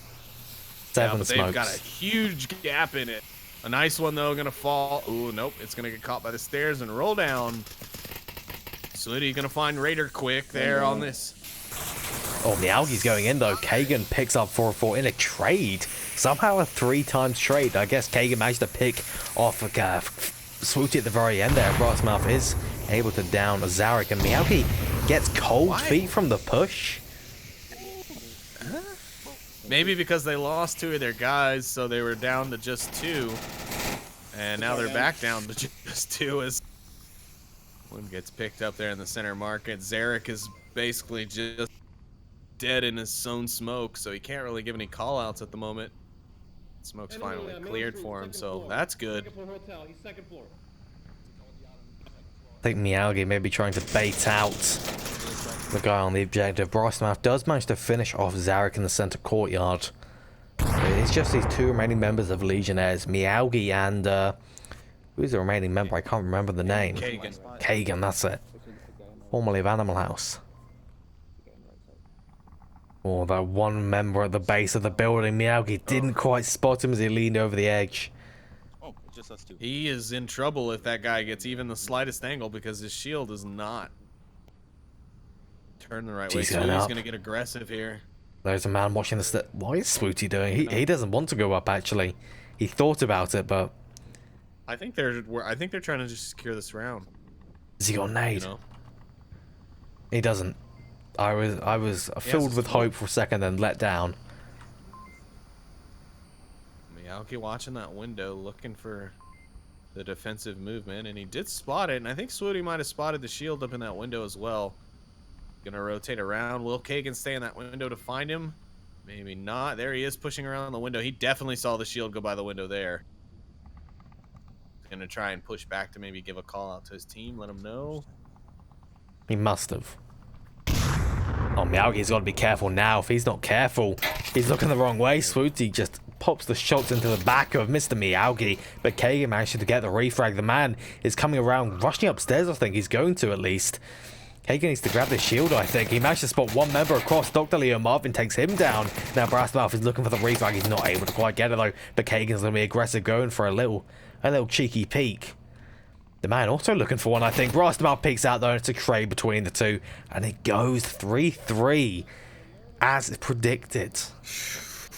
We're on the distance on every map, Buxton, and almost every round has gone the distance as far as each team going 1-1 down to the wire. I mean, we've run out of time. We've had 6 seconds left rounds, 2 seconds left.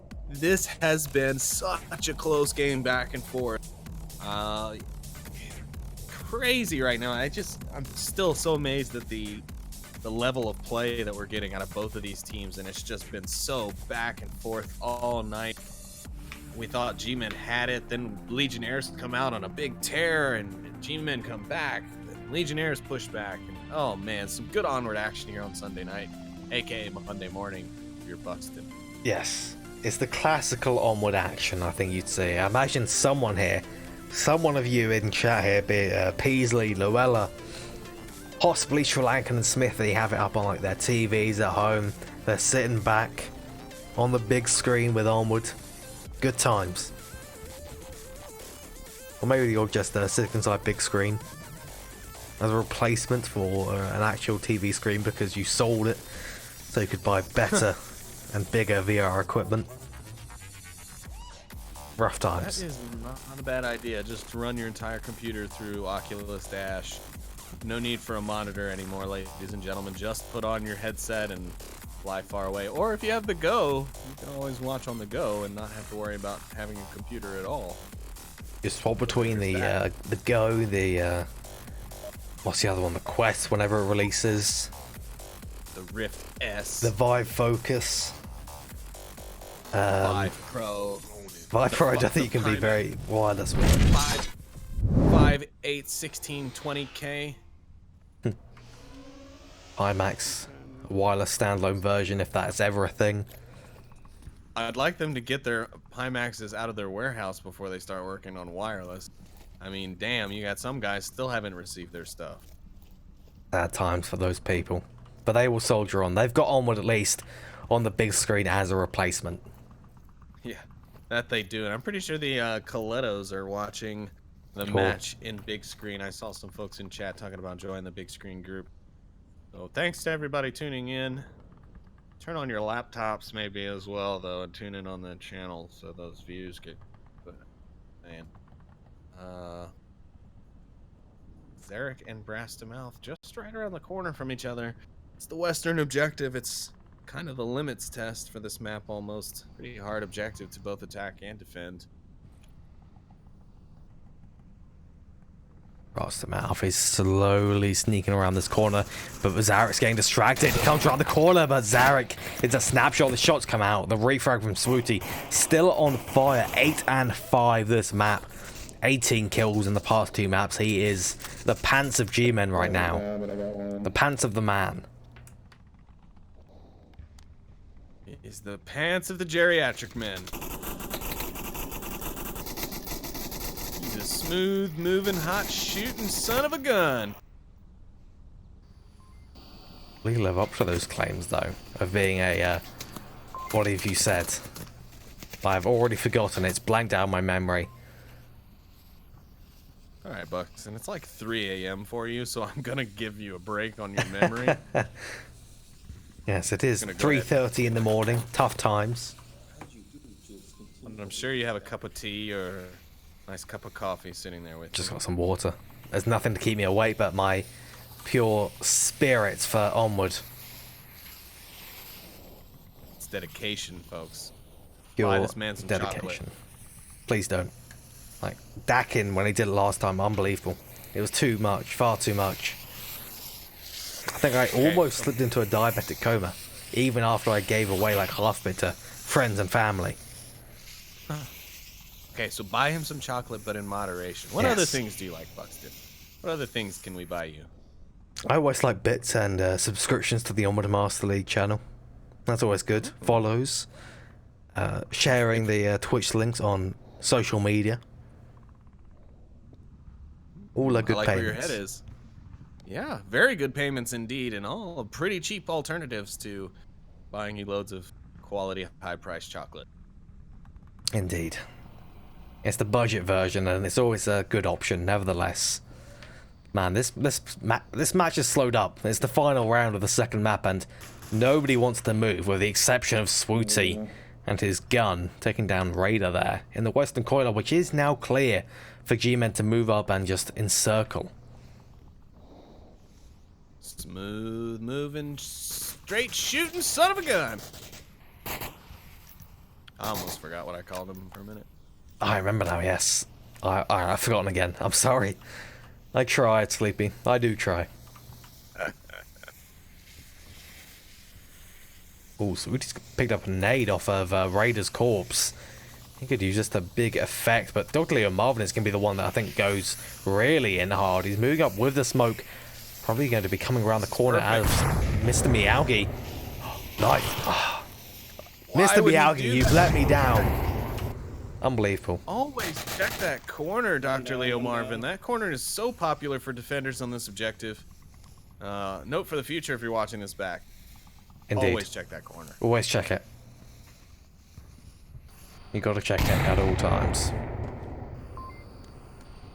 I think we can lean back now and just wait for the carnage to unfold from a higher position. Yeah, I know. I do really enjoy those high angle shots sometimes. to just kind of watch multiple people from different sides push in at the exact same time, because sometimes it can be hard to follow on the low angles. Got a nice solid dividing street line here, just for a little bit. See them moving around like dots, like ants. The smoke's coming in. Yes, they do look like ants, but it does allow you to get a great view of exactly how the play breaks out, like how the movement works. Buxton used to yell at me because I like to do a lot of these high-angle shots in the early days of my casting. I did yell at you many times. Man picks up Kagan now. This is just up to Mr. Miyagi. With 60 seconds remaining, he does stand a chance of being able to clutch this. Mr. Miyagi's going to be looking at... He's backing off. And he gets shot by Swooty because of it. He gets his feet are too cold. And he gets taken down and they lose the round and thus the map because of it. And the series has gone to G-Men. And Swooty gets another 10 kills. He's got 20 kills in this game so far. Absolutely immoral. Rastamouth got 9 on this map. So I think combined they have like 38 kills now. The absolute monsters of G-Men.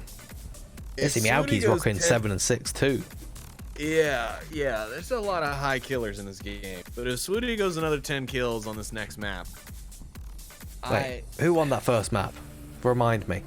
Legionnaires did. Yes, so G-Men haven't taken the series. Correction there. It's tied up. It is literally... It is tied in all sense of the term, Buxton. It is tied points. It is tied maps. We're going into this map 3. Oh my god, am I excited. It should be very good indeed. Now just waiting on this third map pick here. Just hope it's going to be a solid one. Again, you predicted Downfall. I predicted Downfall for this final one. We'll just have to wait and see. I have a feeling we're not going to see it because I thought we were moving to Downfall already, but the lobby hasn't switched over, so obviously the teams haven't chosen. It is Legionnaires' pick if they choose to take it. They are the home teams, so typically they would get either 2 map picks or 2 round pick or side choices. Just sometimes when I cast, my education just goes right out the window, Buxton. But no, we were right. There we go. The final map of this series shall be the predicted Downfall. Someone loves it, someone hates it. It's a very polarizing map. Yeah, it really is, and I mean, I like it personally. I like the aspect of bounding between cover through the open in some spots, or just finding the best route to stay concealed. You know, that's one of the reasons why I actually like the map. But so many don't because of this, the tempo of this map can just drag on, and we're probably going to get some pretty long rounds here in this one. So just quickly, we will go to a short 3-minute intermission while we refill our water, get ready for this following series, and we will be back in for the first round in basically exactly 3 minutes. See you then.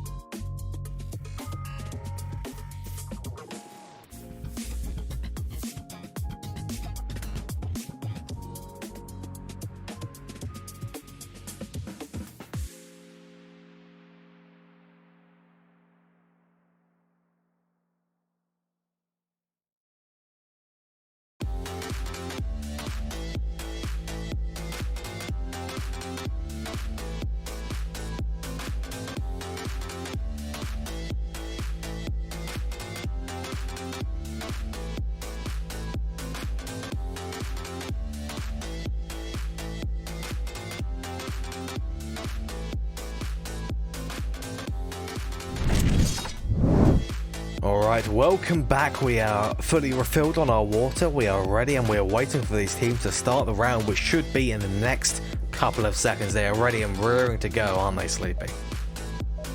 Yeah, we are.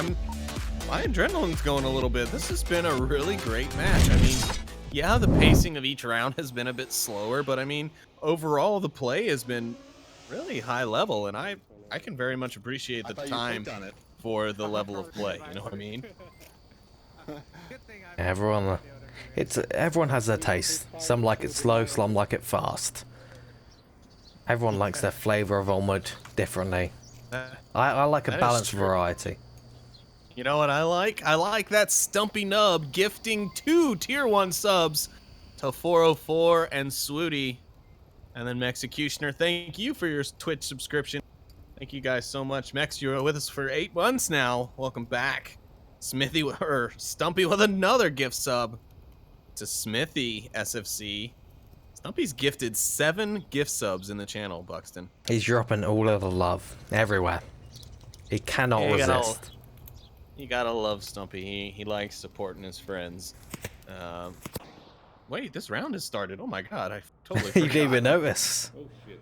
Sleepy has fallen asleep at the wheel once again. Thank God you're hosting. Maybe one day we'll have someone else running our cameras and we don't have to worry about wiggling and moving. That's the dream. It really is. The dream. Please, someone help us make that if anyone would happen to know of low latency, low cost, high quality, holy grail video and audio solutions for network transmission, please let me know. We need it. Yes. Need it bad. Yes, we only want to do what we can to improve these casts for you. And unfortunately, right now, we're all just limited by the limitations of networked audio. And video. That's the big thing. True that. This is taking a sad turn. It's a rather somber note now. Yeah, we're not getting the action, but we figured we weren't going to see, any high energy stuff on this map. So I'm not necessarily surprised, but it does give us a lot of chances to talk about random stuff like we've been doing. Like the giveaway. The VRML giveaway. I know Noman's in the chat. I'm sure he'll drop that link as soon as he hears this. Obviously, he's in past land. 6 Past land. Couldn't come up with a. What is this Meowgi's using? A 4 times on Volk with an SKS? No. Yeah, an SKS with a silencer. And a foregrip. He's a madman. He needs to be stopped. SKS 4 times, foregrip suppressor. Every single point I think has been used on that gun.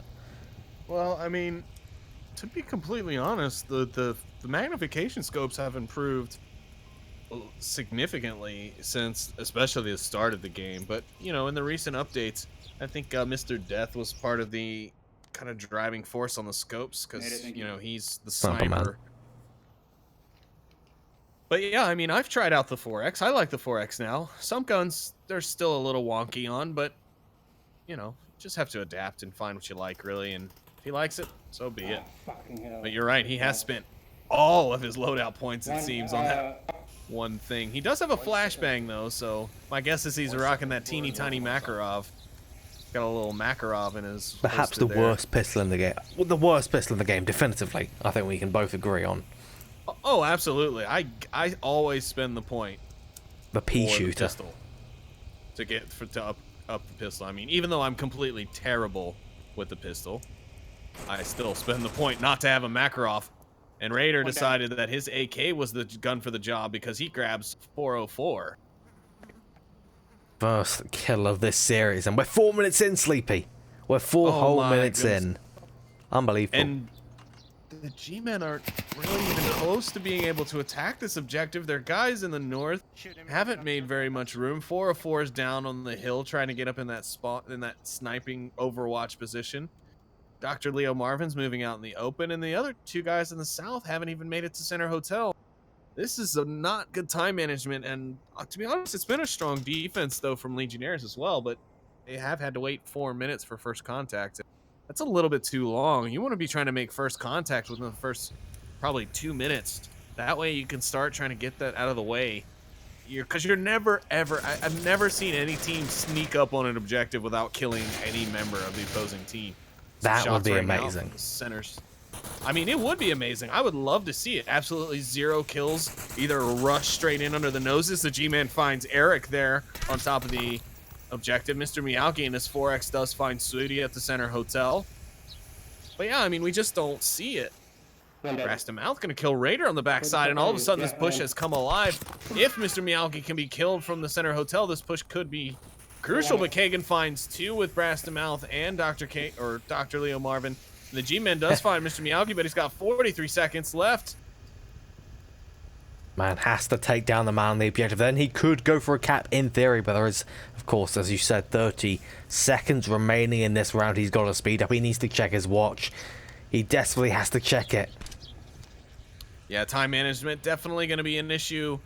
That still needs some work on the G-Man side.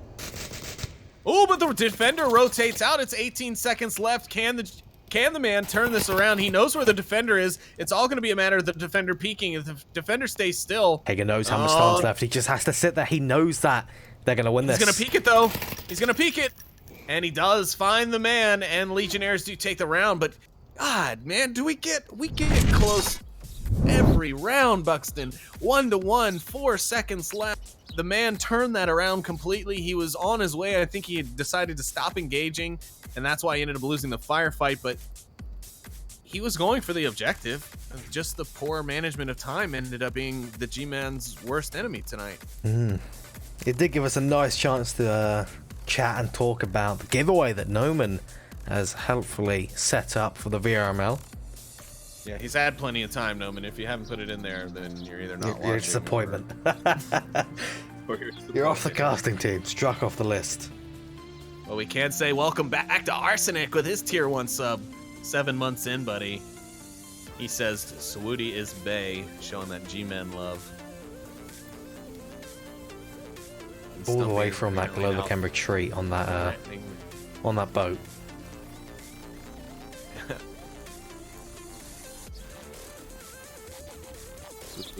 Stumpy now threatening violence on me if I mention his name. Again. You said it now, so you're in trouble, Sleepy. Like Beetlejuice, I haven't said it 3 times. Well, I imagine you'll say it by the end of this cast, guaranteed. You still got what? I'd say half an hour remaining. Yeah. Kind of figured this match would take about 2 hours, if not a little more. We're coming up on 2 hours now. We are, yeah. We're about 20 minutes out from that as we speak, and 10 minutes even. Next round hasn't even started yet. As you say that, we are hopping in now. I swear I'm psychic. Yeah, I think it's a power you develop after casting for... Oh, Swooty. Okay. He channeled Cthulhu for but a second. He has returned to the mortal plane. He's fine. Don't worry about it, Sleepy. I got shot. I was hurt. I couldn't run. Or Arsenic, he's fine. Like there's no way I can make it to objective. Who's broken? Swooty temporarily just ascended to the 4th dimension, just for a second. Don't worry about it. Oh. I was too busy reading Mexecutioner's request for me to make our own gunfire sounds for the game. Our own gunfire sounds. I gotta say, this SA-80 is gonna be pretty hard to replicate. Oh, I'm not trying to replicate anything. You're gonna get a lot of beep, beep, pew, pew, pew, pew. And see, I'm doing all of this. There's not even action going on, but you'll see. You put it together with the action, and it's just... And it's like a sniper shot just slamming your desk. Now I want someone to do that with a clip of the cast. Just go back and redo a VOD with mouth sounds of guns. An entire an hour and a half match. Could you imagine? That would be hilarious, Buxton. fire. Tell me you would not crack up at that. It's a possibility. I mean, chat, you know what you must do.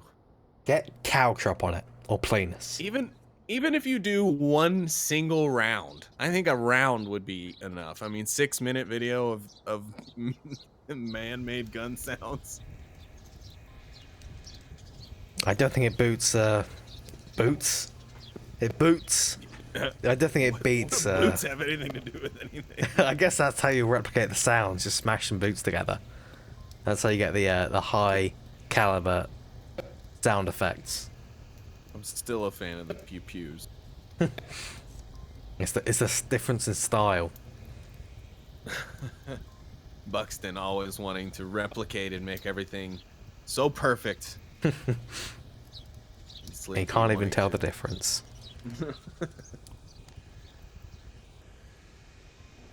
There's definitely going to be some time for the next engagement, so let's lean back a little bit. I will maneuver my microphone so I can do this without dropping the audio. So, how's your day been, Sleepy? I've had a rather relaxing one.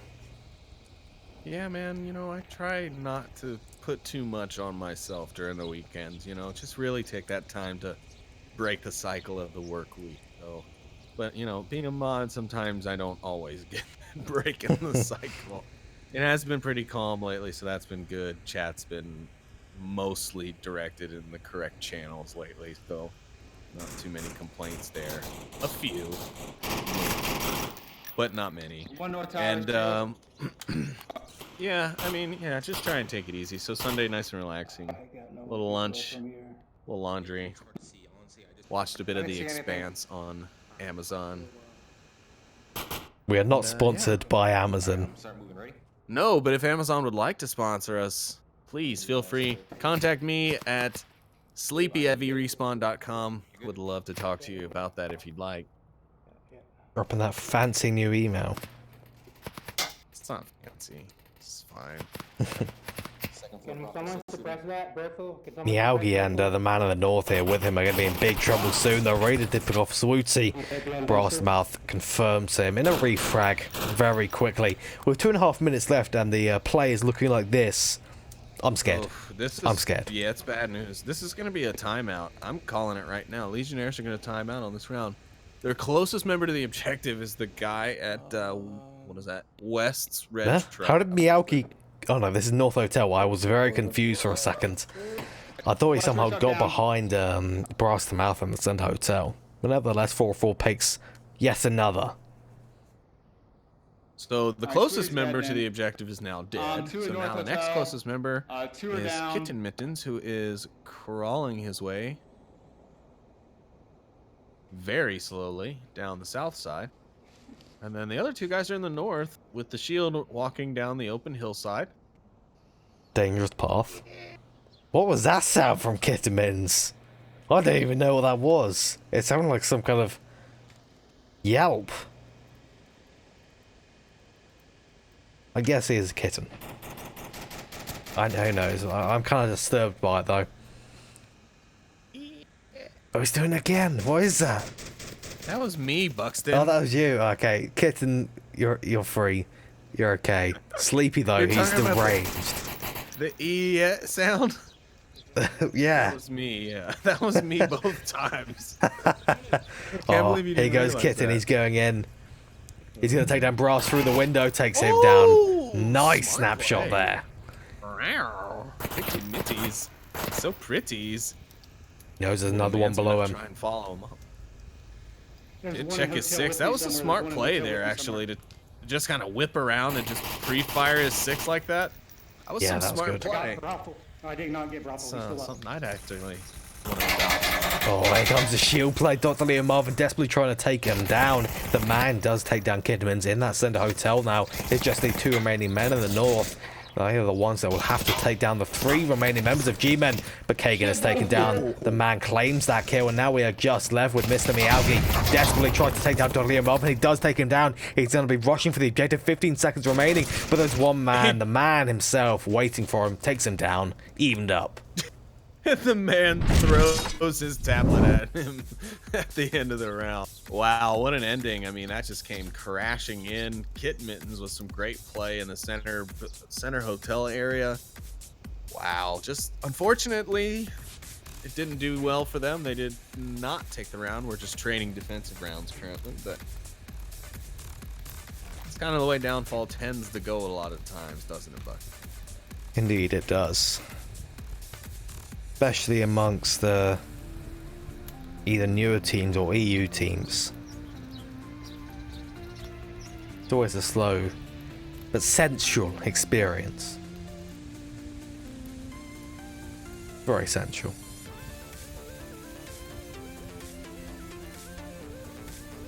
Crickets.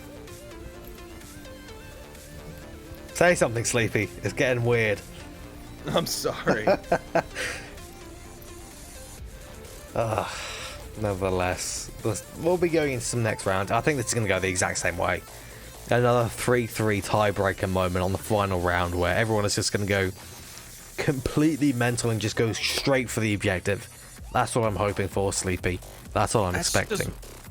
That's the only thing I have to say about this right now is they're dropping us on our face here. 2 rounds of some solid, you know, even though the round's drawn out, there was a lot of action even from the start on most of them. Downfall, my goodness. 3 minutes in before even the first shots are being fired. 4 minutes. That momentum change, yeah, in the one round it was in fact 4 minutes, but that momentum change like that is a lot. I mean, this is kind of a weird map to end on just because of that pacing, you know what I mean? I feel like if you're riding that adrenaline from a win on a map like Bazaar, you would kind of want to keep it somewhat similarly sized, you know what I'm saying? And that's why I thought maybe we'd see Subway come out, because G-Men are solid on it, and Legionnaires probably think they can throw G-Men off with it. I'm surprised it didn't happen, but it seems that the pacing might actually end up working out in Legionnaires' favors because... Oh, wait, no. It'll end up working out in G-Men's favors if they're not careful. So they got to be careful on this one here. You have to be careful indeed. So there were some tech issues with Swooty, but I think they are resolved now. They're just doing their planning since they've got him back in. They should hopefully be firing off the round shortly. Well, I'm seeing Noman activate in the chat again, and I'm trying to hint to him. Or giveaway link, but see if he takes the hint. There you go, that's a solid one. Regardless of Noman's particular laziness, we are heading in to the third round. Yes. Third round. Quick maths. Yes, you can do math, Buxton. Oh, the man isn't happy with the spawn, I think. Or maybe it's Dr. Liam Marvin or Brass the Mouth. This isn't a great spawn, I don't think. But it could be worse, as the man did point out. It's the absolute longest spawn I think you could get.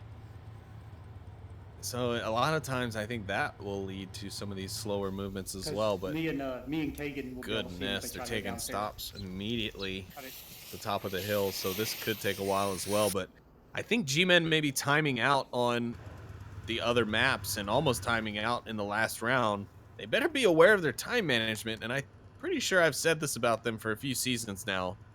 Their time management is still something to work on. They always tend to run out of time, or things just fall apart in the end. I'm guessing that smoke might mean somebody's at North Bungalow. I'm not sure. Man thinks there may be someone in North Bungalow. He is definitely not correct in that assumption.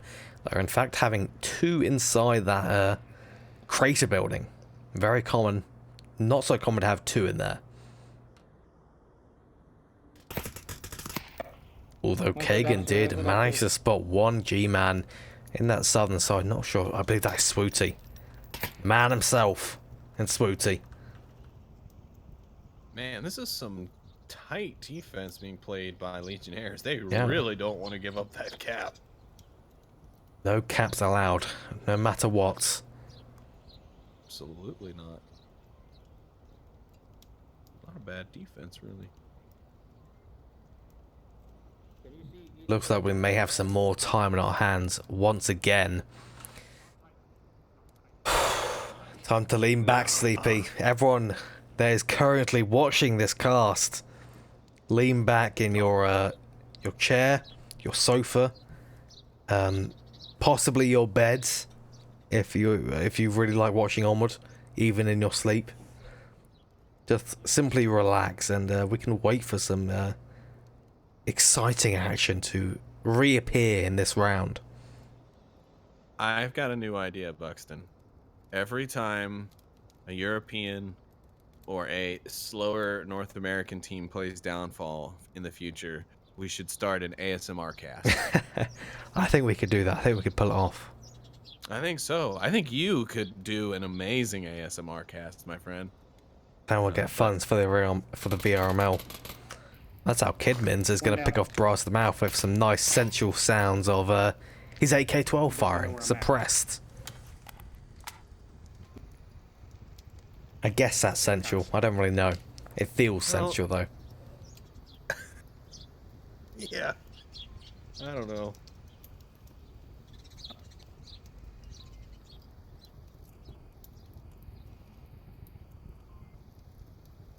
Really, they're all just sticking on a line on the G-Men side. North Hotel, North Bungalow, previously South Bungalow. Now with one coming around that south side. Potentially trying to link up with Swooty. Is Swooty alive? Yes, he is. Yes, he's just proning he is. around the corner. Like a Legionnaire, like a Legionnaire. They would not be happy with me saying Legionnaire. No, he would not. And, yeah, it reminds me of Kitten Mitten's push on the ice cream truck objective on the Legionnaires side earlier on in this map.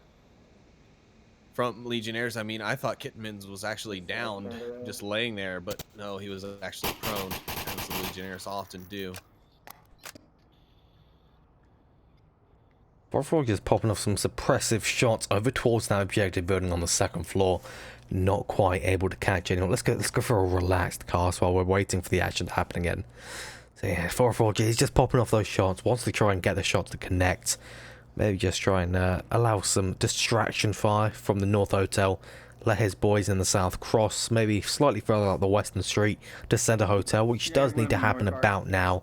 They only have 1 minute and 45 seconds remaining on the clocks, so they really do have to be speeding up about now. Yeah, yeah. I don't like it, Buxton. I don't like it at all. Mr. Miyagi gonna grab Dr. Leo Marvin, and that'll just hurt G-Men's attempts even more. There's 1 minute and 30 seconds, and I'd say the closest member to the objective is probably 100 Booty. meters away from it. Booty's pretty close. He's in Center Hotel. Okay, he's not showing on my map, so He's a strange one. He's secret in the night. he's a spy. That's what he is. Explains the proning.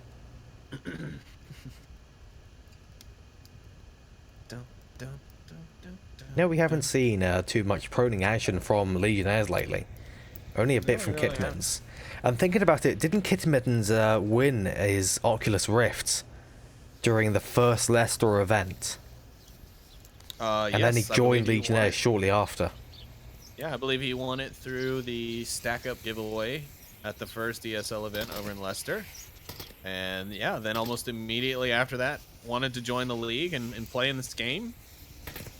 And now look at him, he's doing quite well. They're giving the G-Men, one of the top teams in Onward for quite a while, a run for their money. And Legionnaires, that last kill on the 404, they pick up their second round. We go up 2-1 here on the final map. G-Men are in a bit of trouble. Indeed they are. This is not looking too hot, and we're still going down to 6-minute rounds every single time.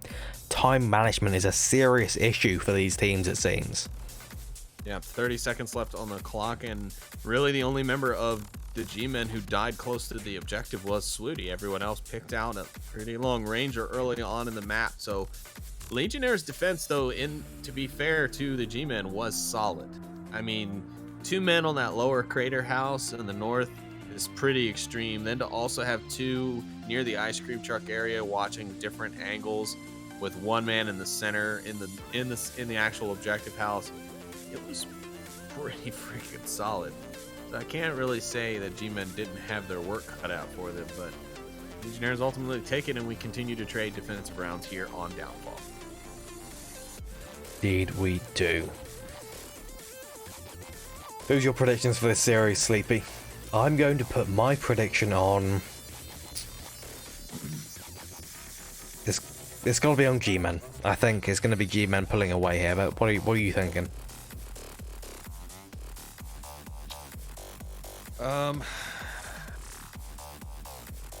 I mean, if nobody wins a Marsoc round, I'm putting my money on Legionnaires, but I do think that G-Men have what it takes to do that. But then again, Legionnaires have been doing pretty well at that as well. I really don't know at this point, Buxton. I can't make heads or tails of it. I'm gonna say bullets to my head, gotta choose one. Legionnaires. Alright then, going against I hate to say my definitely uncursed prediction. I mean, I hate that. Hurts me to say, because I've met pretty much every one of the G-Men in person, and they are a great bunch of guys, really nice guys. So I hate betting against them, but I don't know. I've just seen such strong play from Legionnaires today, and them to be able to put up such a great fight against G-Men already is pretty awesome. Indeed, it is. Swooshy's getting real aggressive pushing up here. Very, very aggressive, and he's taking a weird position. This is a strange one. A low kind of half-height wall. He's crouching behind it awkwardly in that kind of 1.5% times crouch. Like, it's not a quarter. It's not half. It's very much over a full squat. But this is the kind of thing that's pretty uncomfortable.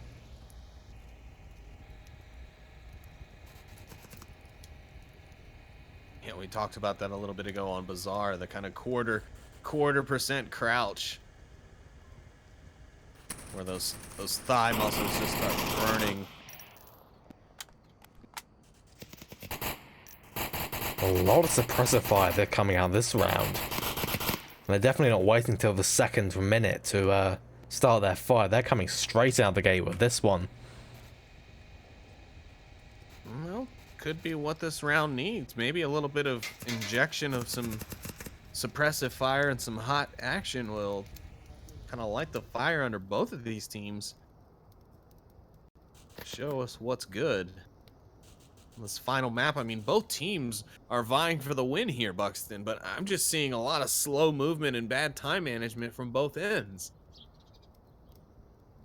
Indeed. Have G-Men acknowledged the defeat of being on the receiving end of a defensive start from their opponents? I guess so. Because this is a strange one. I don't understand, Sleepy. I do not understand.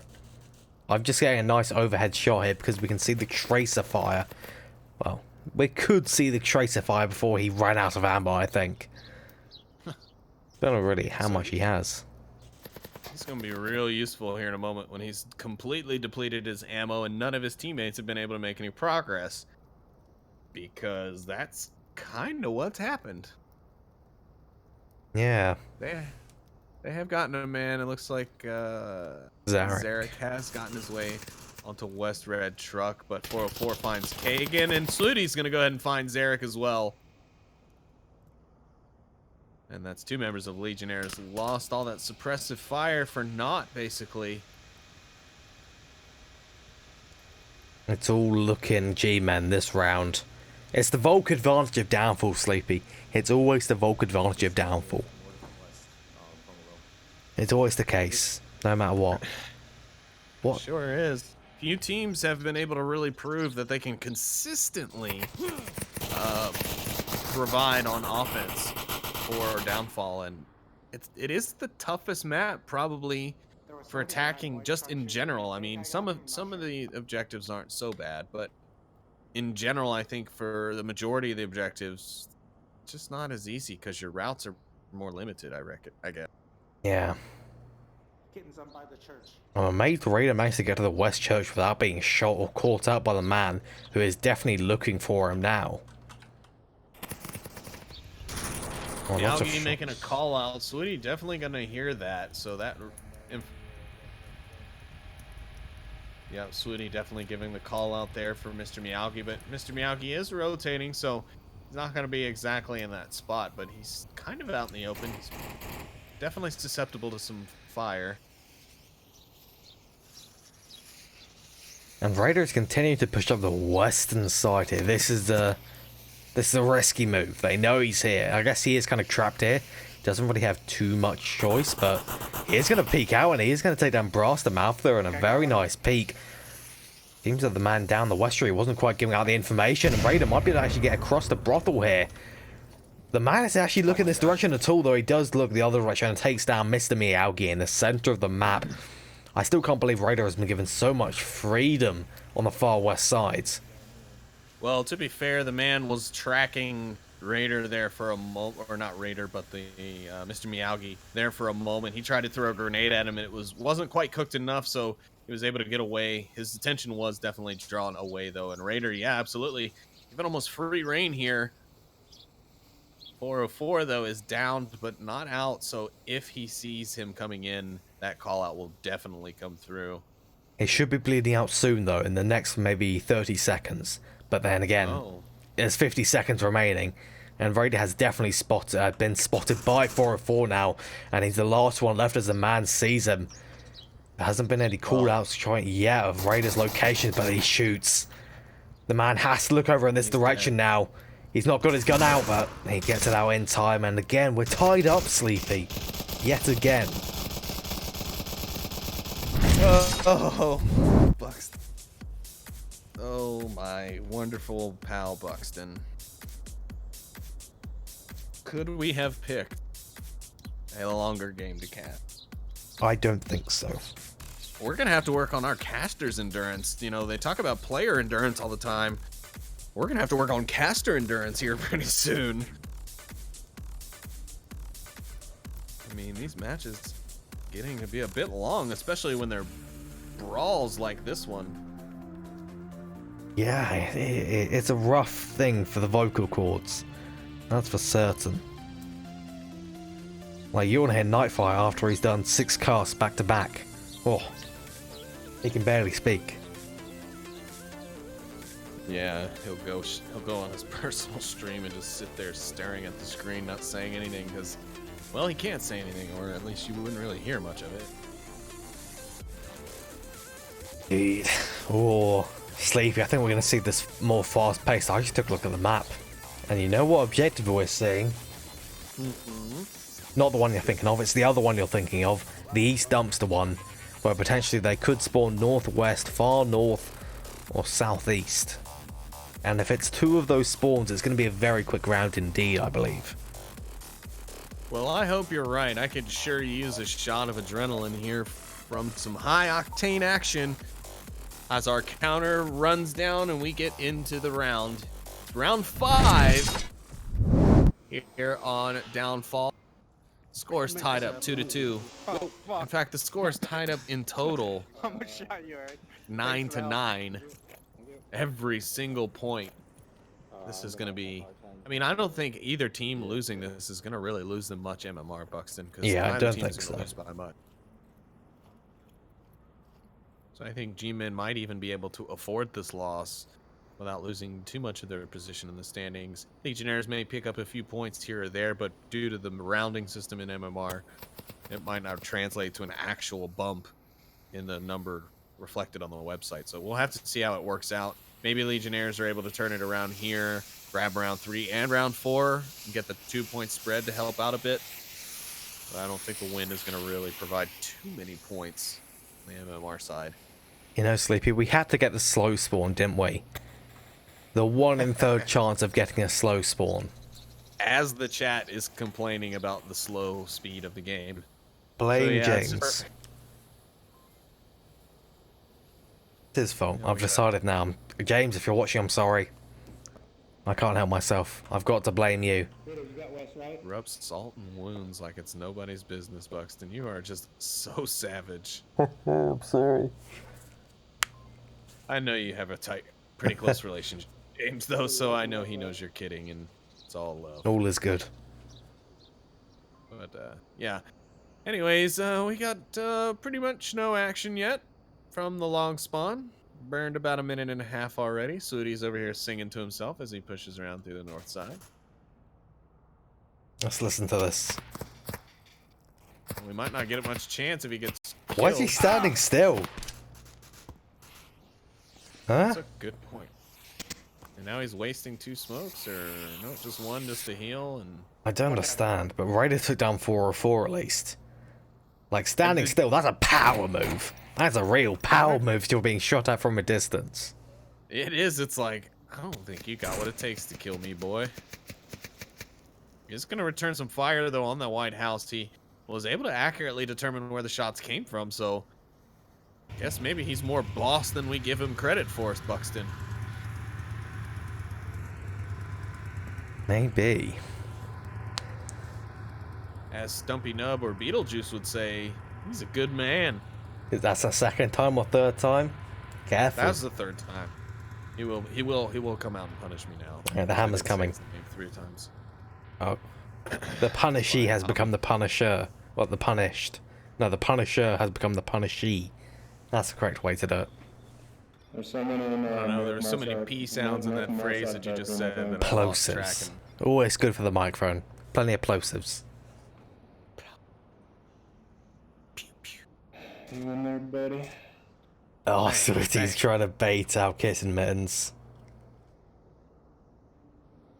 Oh, he sees the tablet. He knows there's someone in there. He can see the tablet just barely. Oh, damn! You might have gotten away with pretending like you weren't there, Kitten Mittens, but shit that ain't gonna fly here, Push bud. west red now. Push west red.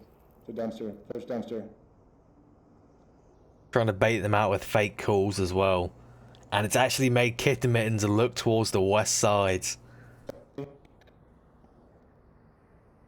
it's not going to allow him to get that pick.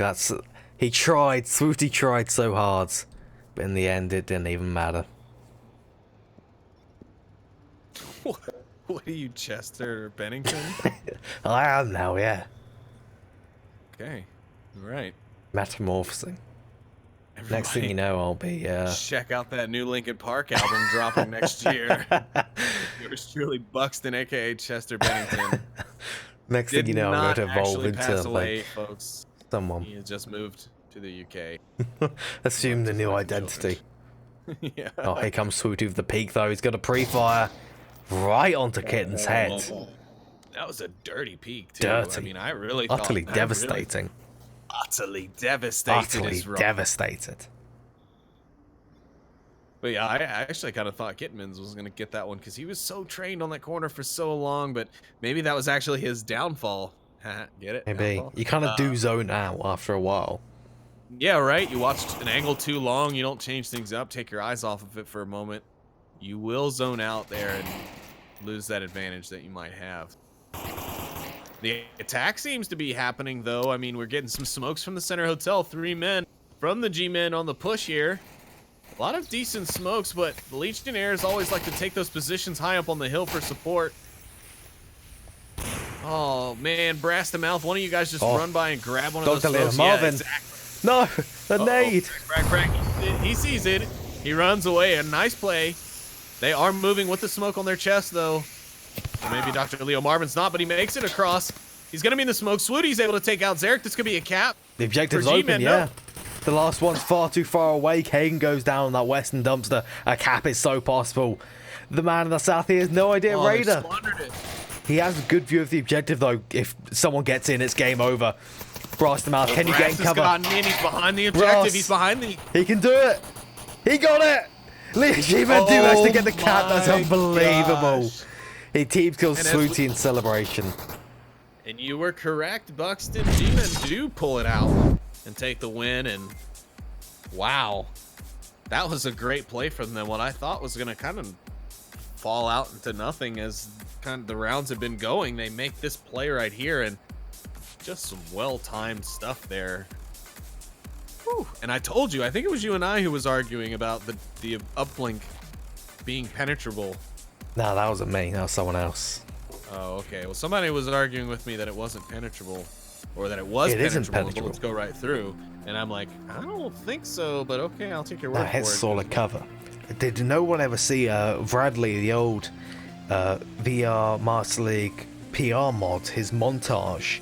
They included a famous clip such as Dream Theft Auto using the objective on Bazaar as cover to take down one member and also get the cap. You can watch that on on Bradley's channel. I don't know the link. He's been missing for months, years actually. I think he left.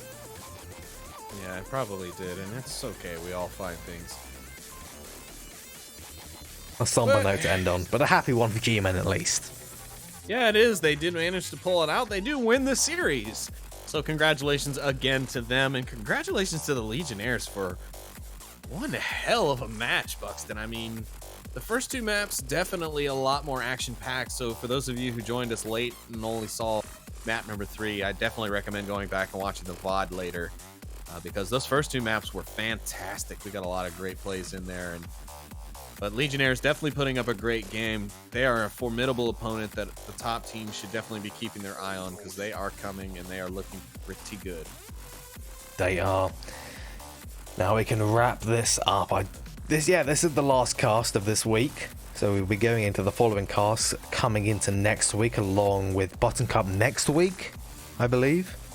Yes. Hopefully we'll have a nice little hype video for you guys tomorrow in the Discord, that you can get that hype train going for the Button Cup matches. You can all thank Noman and our good friend Nintendo from the Danglers putting that together for us. So keep an eye out for that. We'll post that as soon as possible, and yeah. Indeed.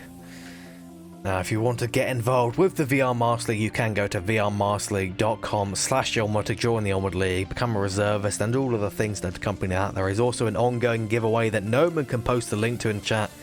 I'm giving away some nice stuff there if you want to hop in. Sleepy, do you have any final words?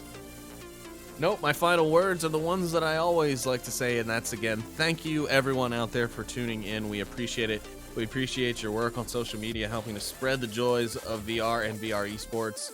Other than that, congrats to both teams. It was a great game. You should both be proud of your play tonight.